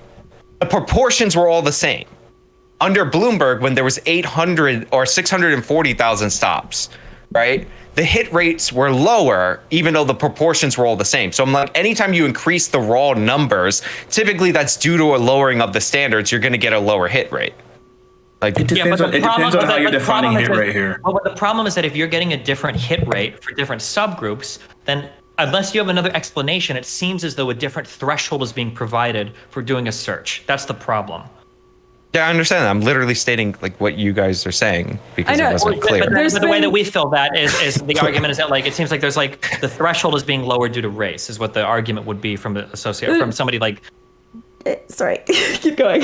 Yeah, go. It's just there actually sounds like there's a lot of agreeing going on here that's being made to sound like disagreeing. Like I don't disagree with the fact that there may be factors possibly that cause cops to pull over Black people or Hispanic people more than white people, whether that be because of their on the ground policing in which they've had bad interactions or something. But the overall argument here was about systemic racism. And does a factor of I've had more interactions with one group negatively and therefore I'm going to pull over them, does that pass the threshold of racism? Yeah, so going back, so this is why I hate this term, and this is why I don't like anybody using it. I think we should all just move past it. The correct definition of, I will fight to the other, who is it? Now it's Sean. Why? Why is your mic doing this? I don't know. Okay. Systemic racism is supposed to mean that there is a system that perpetuates racism that doesn't require any individual racist actors. That's supposed to be, that's the difference between, because if it wasn't that, then it would just be called racism. So the idea behind systemic racism might be that you have a whole system full of people, and they can be the most tree-hugging, left-leaning, loving, non-race people in the world. But somehow, because of how that system was implemented at some point in time, because of the outcomes that it's creating, and then it's perpetuating, and then it's exacerbating, the system itself can be systemically racist without requiring individual actors to be racist. When I attack like the criminal justice system or the police departments, it's usually from that angle of systemic racism. It's not, I don't think that there are that many cops in this country, or there by raw number there might be, but as a percentage, I don't think most cops in this country are horrible fucking racist people. I don't believe that. But there still might be a lot that participate in systems that can kind of exacerbate racial outcomes, like unwittingly or unknowingly or unconsciously. Like they don't want to be doing it. It's just kind of like what happens, especially where you're at. Yeah. So Destiny. What I would define, what I would define as a problem, to make a distinction, is a unearned racially disparate outcome. Like, so something that is not the result of behavior. Like that's what would be a problem for me. Like the non-problems are the things that are the consequences of the actions people take. Also in that are the disadvantages of a cosmic injustice. Like, yeah, we all don't get to choose like how we start out, but the idea that we would harm people in the present to make up for sins in the past doesn't make any sense. So again, but no one's advocating for that though. The idea whenever we're talking about systemic racism and first off, most of the time, even when you want to get into conversations like reparations, which we're not going to have right now, but even in those cases, it's not necessarily about like just because of things in the past. It would be because of present harms that are related to the things in the past that we would be trying to address there. And then furthermore, whenever we're talking about systemic racism, yes, it doesn't necessarily need racist actors in order to perpetuate itself, but that lack of necessity does not imply that there are no racist actors also perpetuating. Okay, I've got to. Typically, I'm gonna lose it. Sorry, I'm gonna lose it because this is what I keep hearing from you guys. We're talking about racism, like the word racism, and you keep going around systemic and being racism. Like, systemic racism apparently isn't actually racism, and I agree with Destiny where he's like, I don't like this word. I'm starting to not like it either because when I've sat here and I've been like, we're talking about systems which involve racism. Racism is an extremely loaded word. Like racism implies a degree. Me earlier. I said literally all of this. It implies a serious degree of malice. Can I finish? So when I characterize the argument of we are supporting the idea that systemic racism exists in policing and institutions, and I frame that in a way of police officers are being racist, then you guys say, stop straw manning me. Well, maybe the problem is that the left need to stop using the word systemic racism. And you guys should have said at the beginning that, like, we don't agree with systemic racism. We believe that there's maybe systemic bias that, or like, you know, the word racism is like so loaded. I don't necessarily. I ended up changing the phrase earlier where I said specifically it shouldn't be about systemic racism. That's why if we would rather, I think it'd probably be more helpful if we were to say something like it was systemically disadvantageous, right? Like we can say something like that. Okay, so do you guys reject the idea of systemic racism? But I know that no one uses that term, but that's why I said it would be helpful because specifically, obviously, you get she literally used my exact phrasing. Specifically, the phrase racism is loaded. So then when we say systemically racist, then it automatically brings up all sorts of imagery and a different mentality for individuals when we're just trying to talk about systems that are literally designed or intentionally or unintentionally to covertly or overtly like disproportionately disadvantage African Americans. Okay, so I don't think not just African Americans, it could be against all these people. But so yes, the presence of bad actors, individual actors, is not necessary for a system that is disadvantageous. And that's what I appealed to earlier in the conversation. Specifically, think they're systemically disadvantageous, not racist. So it's that question of intentionality. Sorry, Sean, go ahead. I said this is why I would want to focus on this is why I think it's important to narrow the problem to what we can all I don't care about the disparate outcomes, right, at all.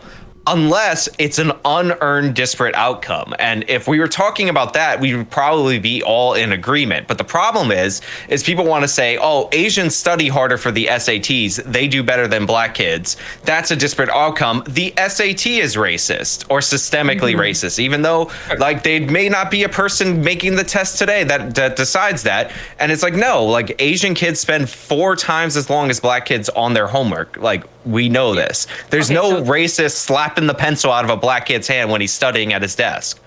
Yeah, okay, so this is true, okay? So I'll take the whole fall for this. So at the very beginning of this conversation, I tried to head off you and Fanatiq talking. And this is why I asked at the very beginning, and I gave that example of like, what if we created a law and it impacted 50% of black people doing drug X and 20% of white people doing drug X? It's because I wanted to get out in front of this idea that like systemic racism requires racist actors. Now, I understand why that's fucking confusing because half the people on left Twitter say that every cop is racist and that's where systemic racism comes from, or all these politicians are racist and that's where systemic racism comes from. That is not the case, and the people that say this are fucking morons. And it's why I think even in this conversation, I've tried to use the term systemic oppression rather than systemic racism, because when you say racist, like Lauren said, it does have an implication of intentionality behind it, and systemic racism should be by definition a lack of intention, because systemic racism with intention is just racism. You don't need the system word there. It's just people being racist.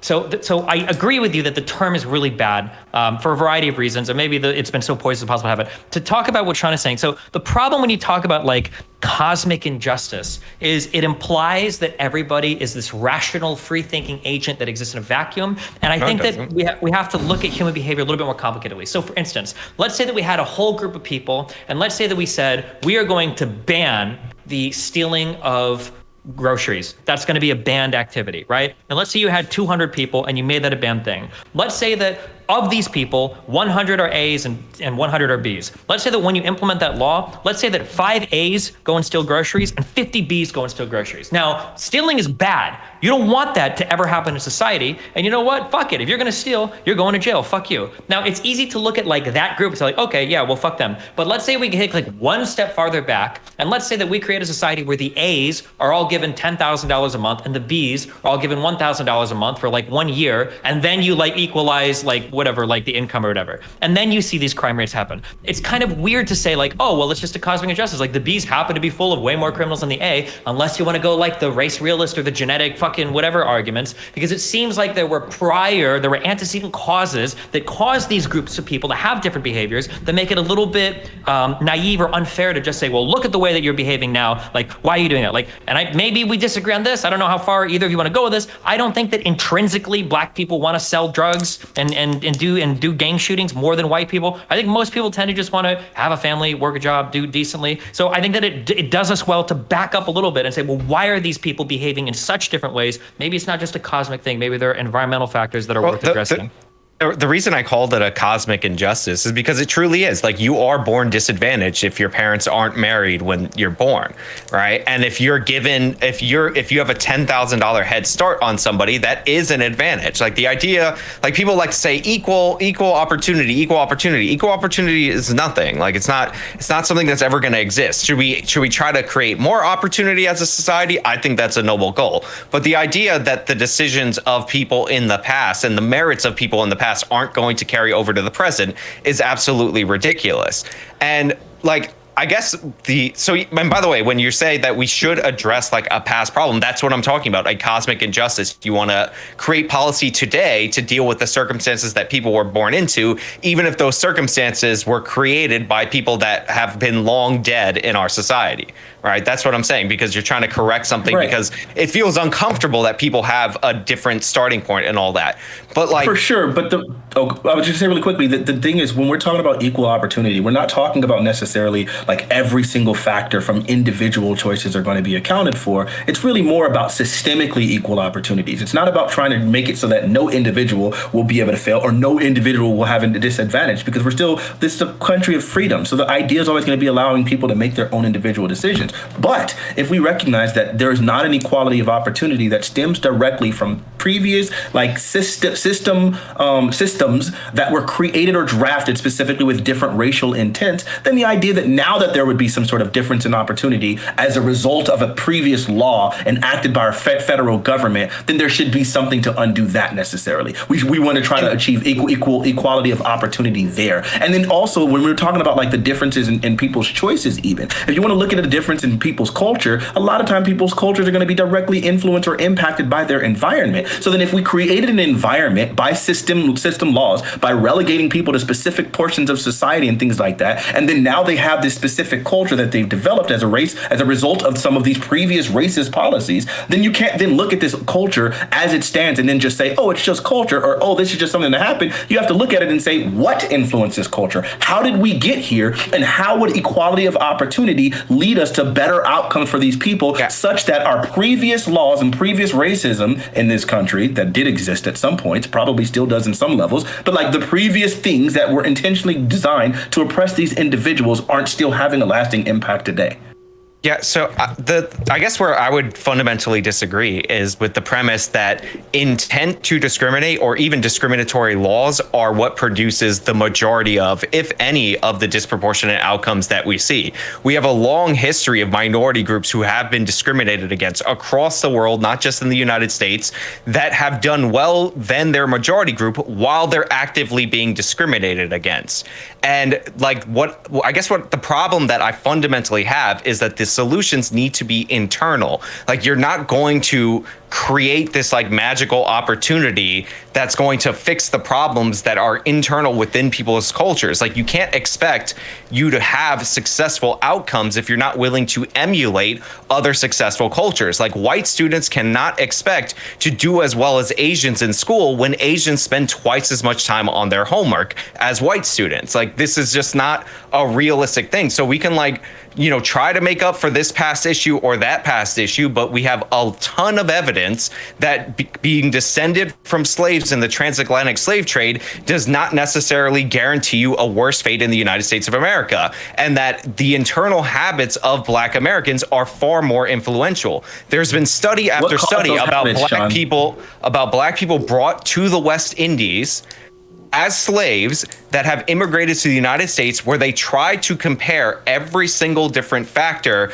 in order to explain maybe it's preference for these immigrants over the native Black population. Maybe it's that these are more ambitious people, so they compare them to Black people who move for a job. And Black people from the West Indies continually achieve in the United States of America. They're descended from slaves. They should have all the problems if it's the discrimination that's the source, but it's not the case, and it hasn't been the case for a long time. But they're not descendants of one. They're not descendants of American slavery. Two, what difference does it make if it's a transatlantic slave trade? Well, because there were totally different cultures and the way that the slavery. Why are Haitians poor? Well, because I mean that's a whole other conversation. I'm not going to let you straw man. I mean, I'm not going to let you just because you would argue that Haitians are more due to. So my point being, hold on. My point being, the point that I was making is that literally, if you're looking at immigrants, typically the people who migrate rather, are typically have literally different economic situations than the average African American. So simply just comparing immigrants who at one point were slaves, God, if we were just look and see how many of them don't immigrate, I mean don't migrate, then you would see something, right? But people who migrate, I'm sorry, I'm saying it really succinctly. People who migrate tend to have better economic opportunities because they typically have more wealth. So when they come here, wealth, this being a capitalist nation, which I'm very proud of, it makes a sense that that would have an effect or an impact on your experience in the country and your success. My friends, I have to leave pretty soon.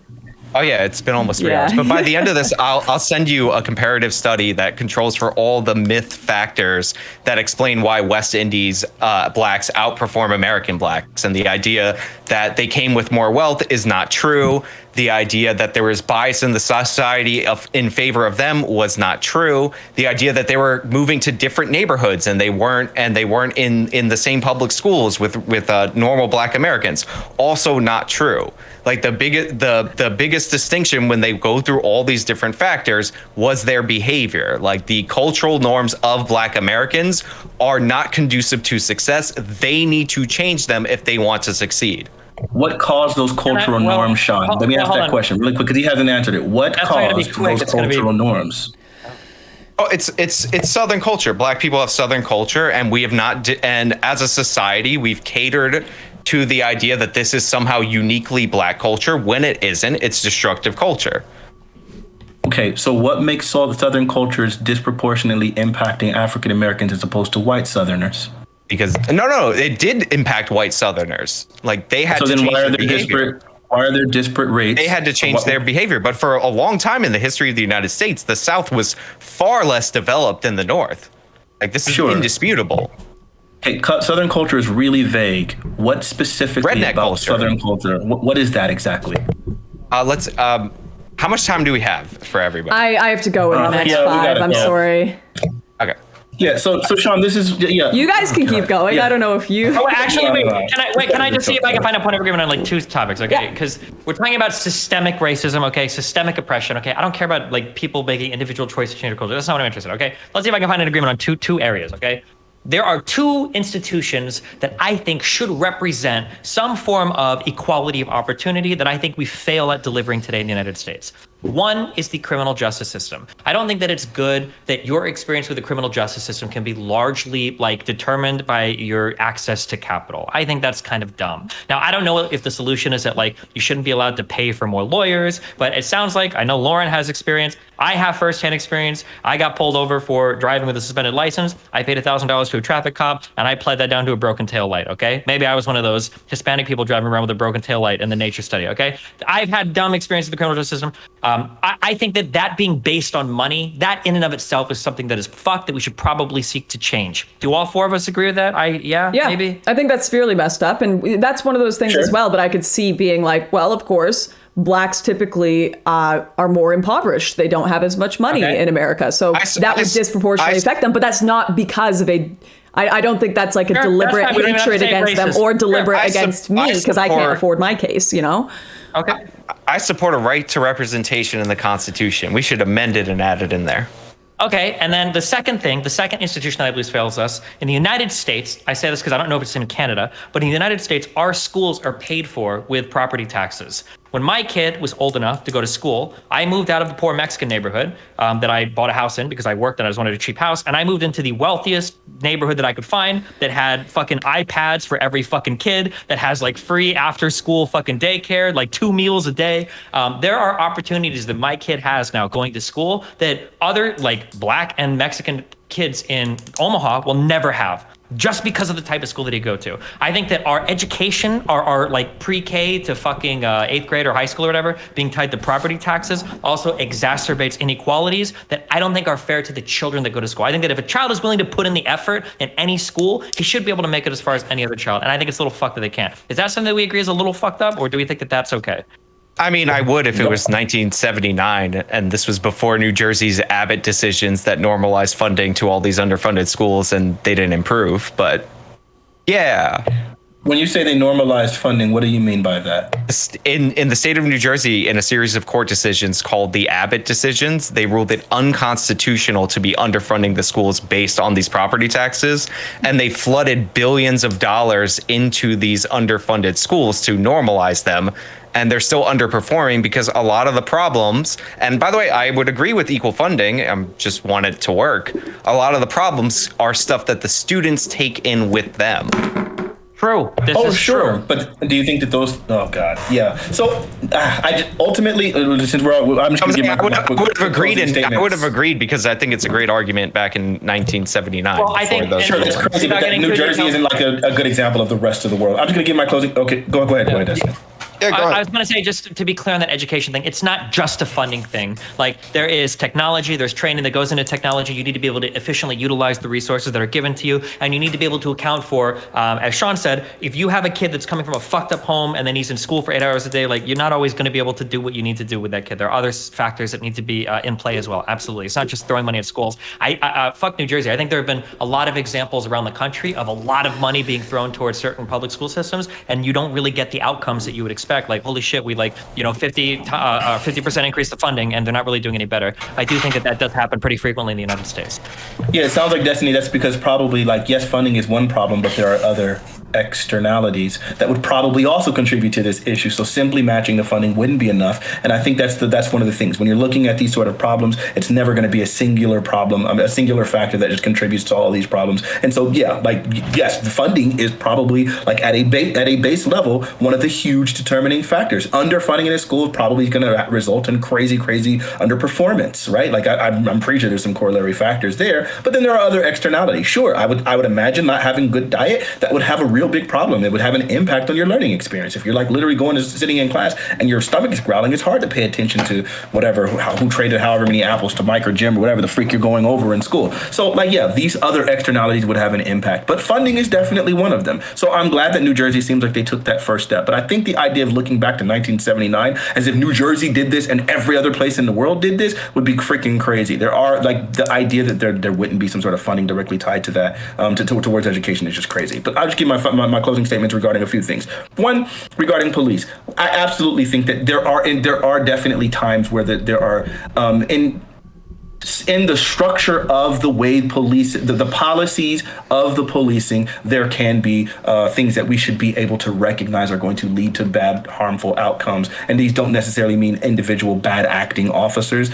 So I would say, I think the idea that just all of policing is racist is crazy. Some of, like, our family friends are police. So, like, no, that's just stupid. It's not every individual cop. Sure, there are going to be good cops, there are going to be bad cops. It just really, there are going to be some problematic things within the structure that are going to lead to some probably disadvantages for African Americans. Regarding, like, systemic racism, I think the phrase systemic racism is fine. I think the problem is that most of the time it's been characterized by crazy bad actors on the left and then crazy bad actors on the right. I think this is the problem with most of the terminology that we come across. The terminology is fine. We explain exactly what the freak it means, and then people create these little caricatures that they want to attack, which I call straw men. We did see the same thing when it came to, like, Black Lives Matter. People started trying to say that they thought it meant only Black Lives Matter, right? Which is crazy. We knew exactly what that phrase meant, but then, of course, now it got taken over by BLM, that disgusting and hateful organization, and so now we can't even use that phrase anymore because BLM sucks. So yeah, and so yeah, I think ultimately I don't think there's any problem with that thing. Regarding systemic racism, I think there are direct ties towards looking at the way redlining has impacted things today, and when we got rid of redlining, then we ended up going into reverse redlining, and I think that's also equally problematic. I'll probably do a video later on that detailing all of the ways that redlining and home ownership is a huge problem, because if, yes, Sean made the point earlier that, yeah, maybe there's a problem with loans and people and black people not having credit and having lower credit scores. Well, it really is crazy that rent doesn't actually count towards your credit. On-time payments and rent doesn't count towards your credit. Utilities doesn't count towards your credit. The biggest determining factor is on-time payments, but renters didn't have access to those things. So when black people didn't have previous credit, it was impossible for them to get it, then at that point, of course, they're going to have lower credit scores. So then designing a system around credit scores, when you know that historically these people have been excluded from the credit system, it makes all the sense in the world that there would be these disparate things. And of course, I don't know that these things were intentional, but we can obviously see from design that this is something that was likely to happen, and it clearly did. The fact that there's an impact on systemic, that is impacting people's lives today, sure. I'll end with this last emotional note. My grandmother bought our house, bought her house in 1950. She lived in that house to the day she died. She died 2 years ago. That house was bought on the east side of Los Angeles during the 1950s, before the Fair Housing Act was passed of 1968. Its appreciation rate was dramatically lower than the equivalent size house in a white neighborhood. She lived in an all-black neighborhood because that's where black people were pretty much relegated to. That house was left to my mother 2 years ago. That inheritance was obviously compromised. That was something that was impacted directly before the Fair Housing Act was passed. That inheritance that my mother would leave me as a result of that is going to be somewhat compromised. Fortunately, my parents are good, my family is good, so there's not going to be as big of a problem. But for other people, that is a huge problem. Other people, generational wealth is an impact. So the idea that we can just somehow divorce our lived experiences from the previous historic oppression, even though some of it wasn't that long ago, as evidenced by all of these different lawsuits against all of these banking institutions for reverse redlining, is crazy to me. I just think it's completely dishonest. Either way, it was a great talk, y'all. Yeah. Lauren, because you have to go first. Yeah, I have to go pee so bad. I drank way too much wine and I've been dying. Just peace out here, guys. No, I want to make the point that to completely steelman you guys and your argument, I understand there is an academic definition of systemic racism that isn't often taken on by the masses. I do get frustrated sometimes arguing the academic points because I'm like, well, this isn't the point that most people are using to apply this word, right? But I do get that it's kind of an implication of bias rather than deliberate racism within systems. So yes, what you guys have been explaining here, but when it comes to implicit bias within institutions, that almost exists within everything and amongst every group, right? So when I'm a teenager, I'm more likely to be pulled over because teenagers are more likely to be, new drivers, right? If you're part of a certain ethnic group, there may be things that increase likelihood or increase implicit understandings of driving, criminality, whatever. And that doesn't necessarily mean that these assumptions are not based in fact. When you're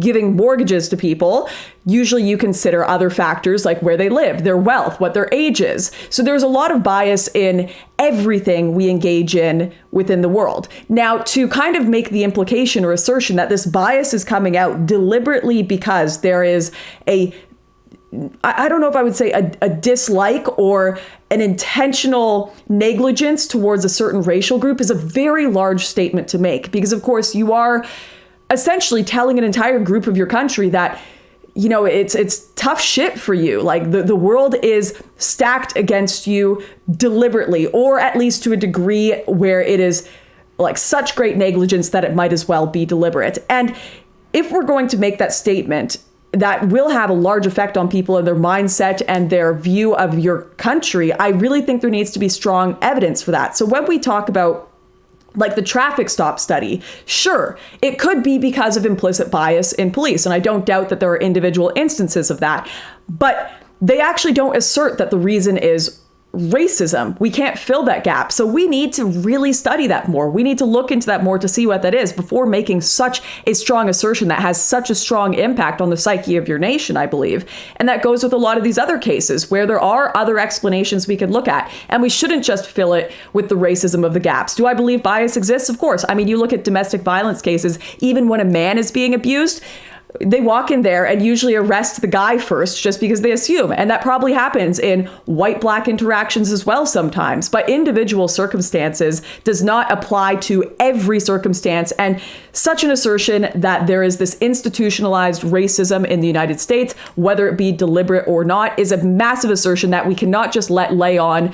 Well, it seems maybe more obvious that this 5% gap in traffic stops could potentially be because of implicit bias when we don't actually know that. We're going to need much stronger data than that before we make such an assertion, in my opinion. Did everybody go already at their closing? You can go. My closing. Guys, be nice, do well with the world. Listen, I think that we can't go through every fucking study and every fucking meta-analysis, and if we do, we're gonna get bogged down and everything. I think that it's pretty safe to say that when you look at large swaths of society, it seems like there are certain groups of people that are doing worse than other groups of people. If we don't believe that it's because of some intrinsic biological characteristic, which I don't think anybody here believes, I'm not 100% sure, but I don't think anybody here believes that, then it's probably good to say, hey, what can we do to help these people? I do agree that we need to be careful with our messaging. Running around and screaming that every fucking job is racist and every cop is racist and every school is racist is fucking stupid. You shouldn't do that shit. If you're on the left and you do that, you're a fucking moron. But also, if you're on the right and you are, like, oh, there's no racism, it's just people just act differently. Okay, well, why do whole groups of people act differently, right? There's probably some reason in here environmentally we could dig into. There's probably some kind of policy that we can enact to kind of like massage people in different directions. And I think that those are the types of policies we should advocate for. As long as there are people getting fucked in society, we should do something to unfuck it. Cool. So I don't like closing statements, so I'll keep it really short. I had fun in the conversation. I understand that there are disparities between a whole bunch of racial and ethnic groups and disparities within racial and ethnic groups. And I would say that I really want people to look into this, because what you'll find time and time again when you delve into it, that these disparities are down to behavior. You can't expect the same outcome when you have completely different inputs. And if you want to improve your life, it is on you to make those improvements. Fanatiq mentioned something about credit and like how it's difficult for Black people to get credit. Go to my channel, watch my video on how to get your first credit card. It's actually really important, and a bunch of young people need to know this beyond any racial or ethnic group. And I just wish we would have been able to talk about some more interesting things, like the difference in criminal behavior from city to city, and how police interactions and police tactics in certain cities can drive down crime and all that. But unfortunately, like, we got talking about what we got to talk about. I appreciate everybody for giving the time, but honestly, closing statements are absolutely terrible. Trans rights. Hey, dude, we could have a conversation about credit. I raised my credit score from like 390 to 812 over the course of like 4 years. I understand that system dramatically. But shout outs to Biden for forgiving my student loans. Sean, you had asked, so about this one. Wait, hold on, wait, does somebody have to leave, or are we good? Or because I don't want to like drag people out here. Yeah, we can all leave. I was going to ask really quickly if they were cool with 1v1. Okay. Sean, you cool with a 1v1 conversation? I mean, not really, because you said I ducked out of one, and I still haven't seen a screenshot or a direct message. So you're accusing me of ducking you before you even asked me in any like formal or respectable way. So no. I asked you in your stream chat on the day that you were first streaming the video. Yeah, like when you were first streaming chat. Yeah, on the day when you first streamed the video on YouTube, I went into your chat and I asked you directly there, and you were responding to people in the chat. So and I tagged you and I asked you, hey, would you be willing to do a 1v1 conversation? Man? Occasionally, I go like this in the chat. That's how you ask somebody. My DMs were open. My Discord is public. You could have asked me in any kind of polite way. I didn't have either one of those things. I didn't even know your Twitter at the time. Or, I mean, you used it to tweet at me that I ducked you, but. Only after you tagged me in your Twitter. I had no idea who you were. I had no idea that you were on Twitter. The only reason why I even knew your video existed was because Rosemist literally told me that it was happening. Everybody's got to go. Okay, I got it. At this point, this is an official duck, though. Is that fair to say? It's not a duck. It's been totally 3 hours, dude. Like, come on. No, don't be like that. We were having a nice ending here, and now you're being really like catty. No, I'm saying rescheduling for a later time. I'm not talking about having a conversation now. No one, everyone, no one is entitled to debate you. Everyone on Twitch, stop being like this. No one is entitled to debate you. Like, I don't get what this entitlement complex with Debate Me Bros is. Like, if you don't respond to them, they're like, you didn't debate me, you're a coward. Like, no one is entitled to debate you, or you don't have an entitlement to others. Pre-ducking. You're more than welcome to say no. Or you don't have an entitlement to other people's time, rather. Sorry. But you're more than say no. Say no. Like, that's all you got to do. But then you're gonna hold it against him as he's like, he said no. He's scared of me. I don't know if you've ever seen like a live chat and like how fast it goes by. Maybe like, I don't know, instead of being like, you're ducking me, you're dodging me because I scroll by really fast in a live chat. When I'm having a conversation, occasionally I look at the live chat and I type the word "re" or something as a joke to like get people animated in the chat. I'm not actually reading it. You could have DM'd me. You could have found me on Discord. All those are linked under every single video I ever made. But instead, you started tweeting about how I was already ducking you when I only thought we had a 2 versus 2. And then you save it up for the end of the thing when I want to eat my empanadas. Okay, sure. I guess I must have hurt your feelings. And First now off, everybody's telling me to notice them. It wasn't a live conversation. You were literally, it was a video that you had already pre-recorded. You happened to be in the chat during that time for the one where you called me a crime denier. And it's not about being entitled to someone's time. It's just that in a case in which somebody is directly addressing a conversation between two people and implies in some sort of way something nefarious by an individual, then I would think that maybe a person might feel somewhat compelled to have a conversation. They don't have to, but it would be something that you could do. But if it's something that you're unwilling to, a simple no is always the answer. And in that case, then that's fine. I never said Like, I was unwilling to. If you didn't just act like I had already rejected you're saying the it now, so it's fine. before. It's okay. Yeah, and Lauren, and again, and Lauren, it had nothing to do with. Oh, you said do what? Call him a buster, dude.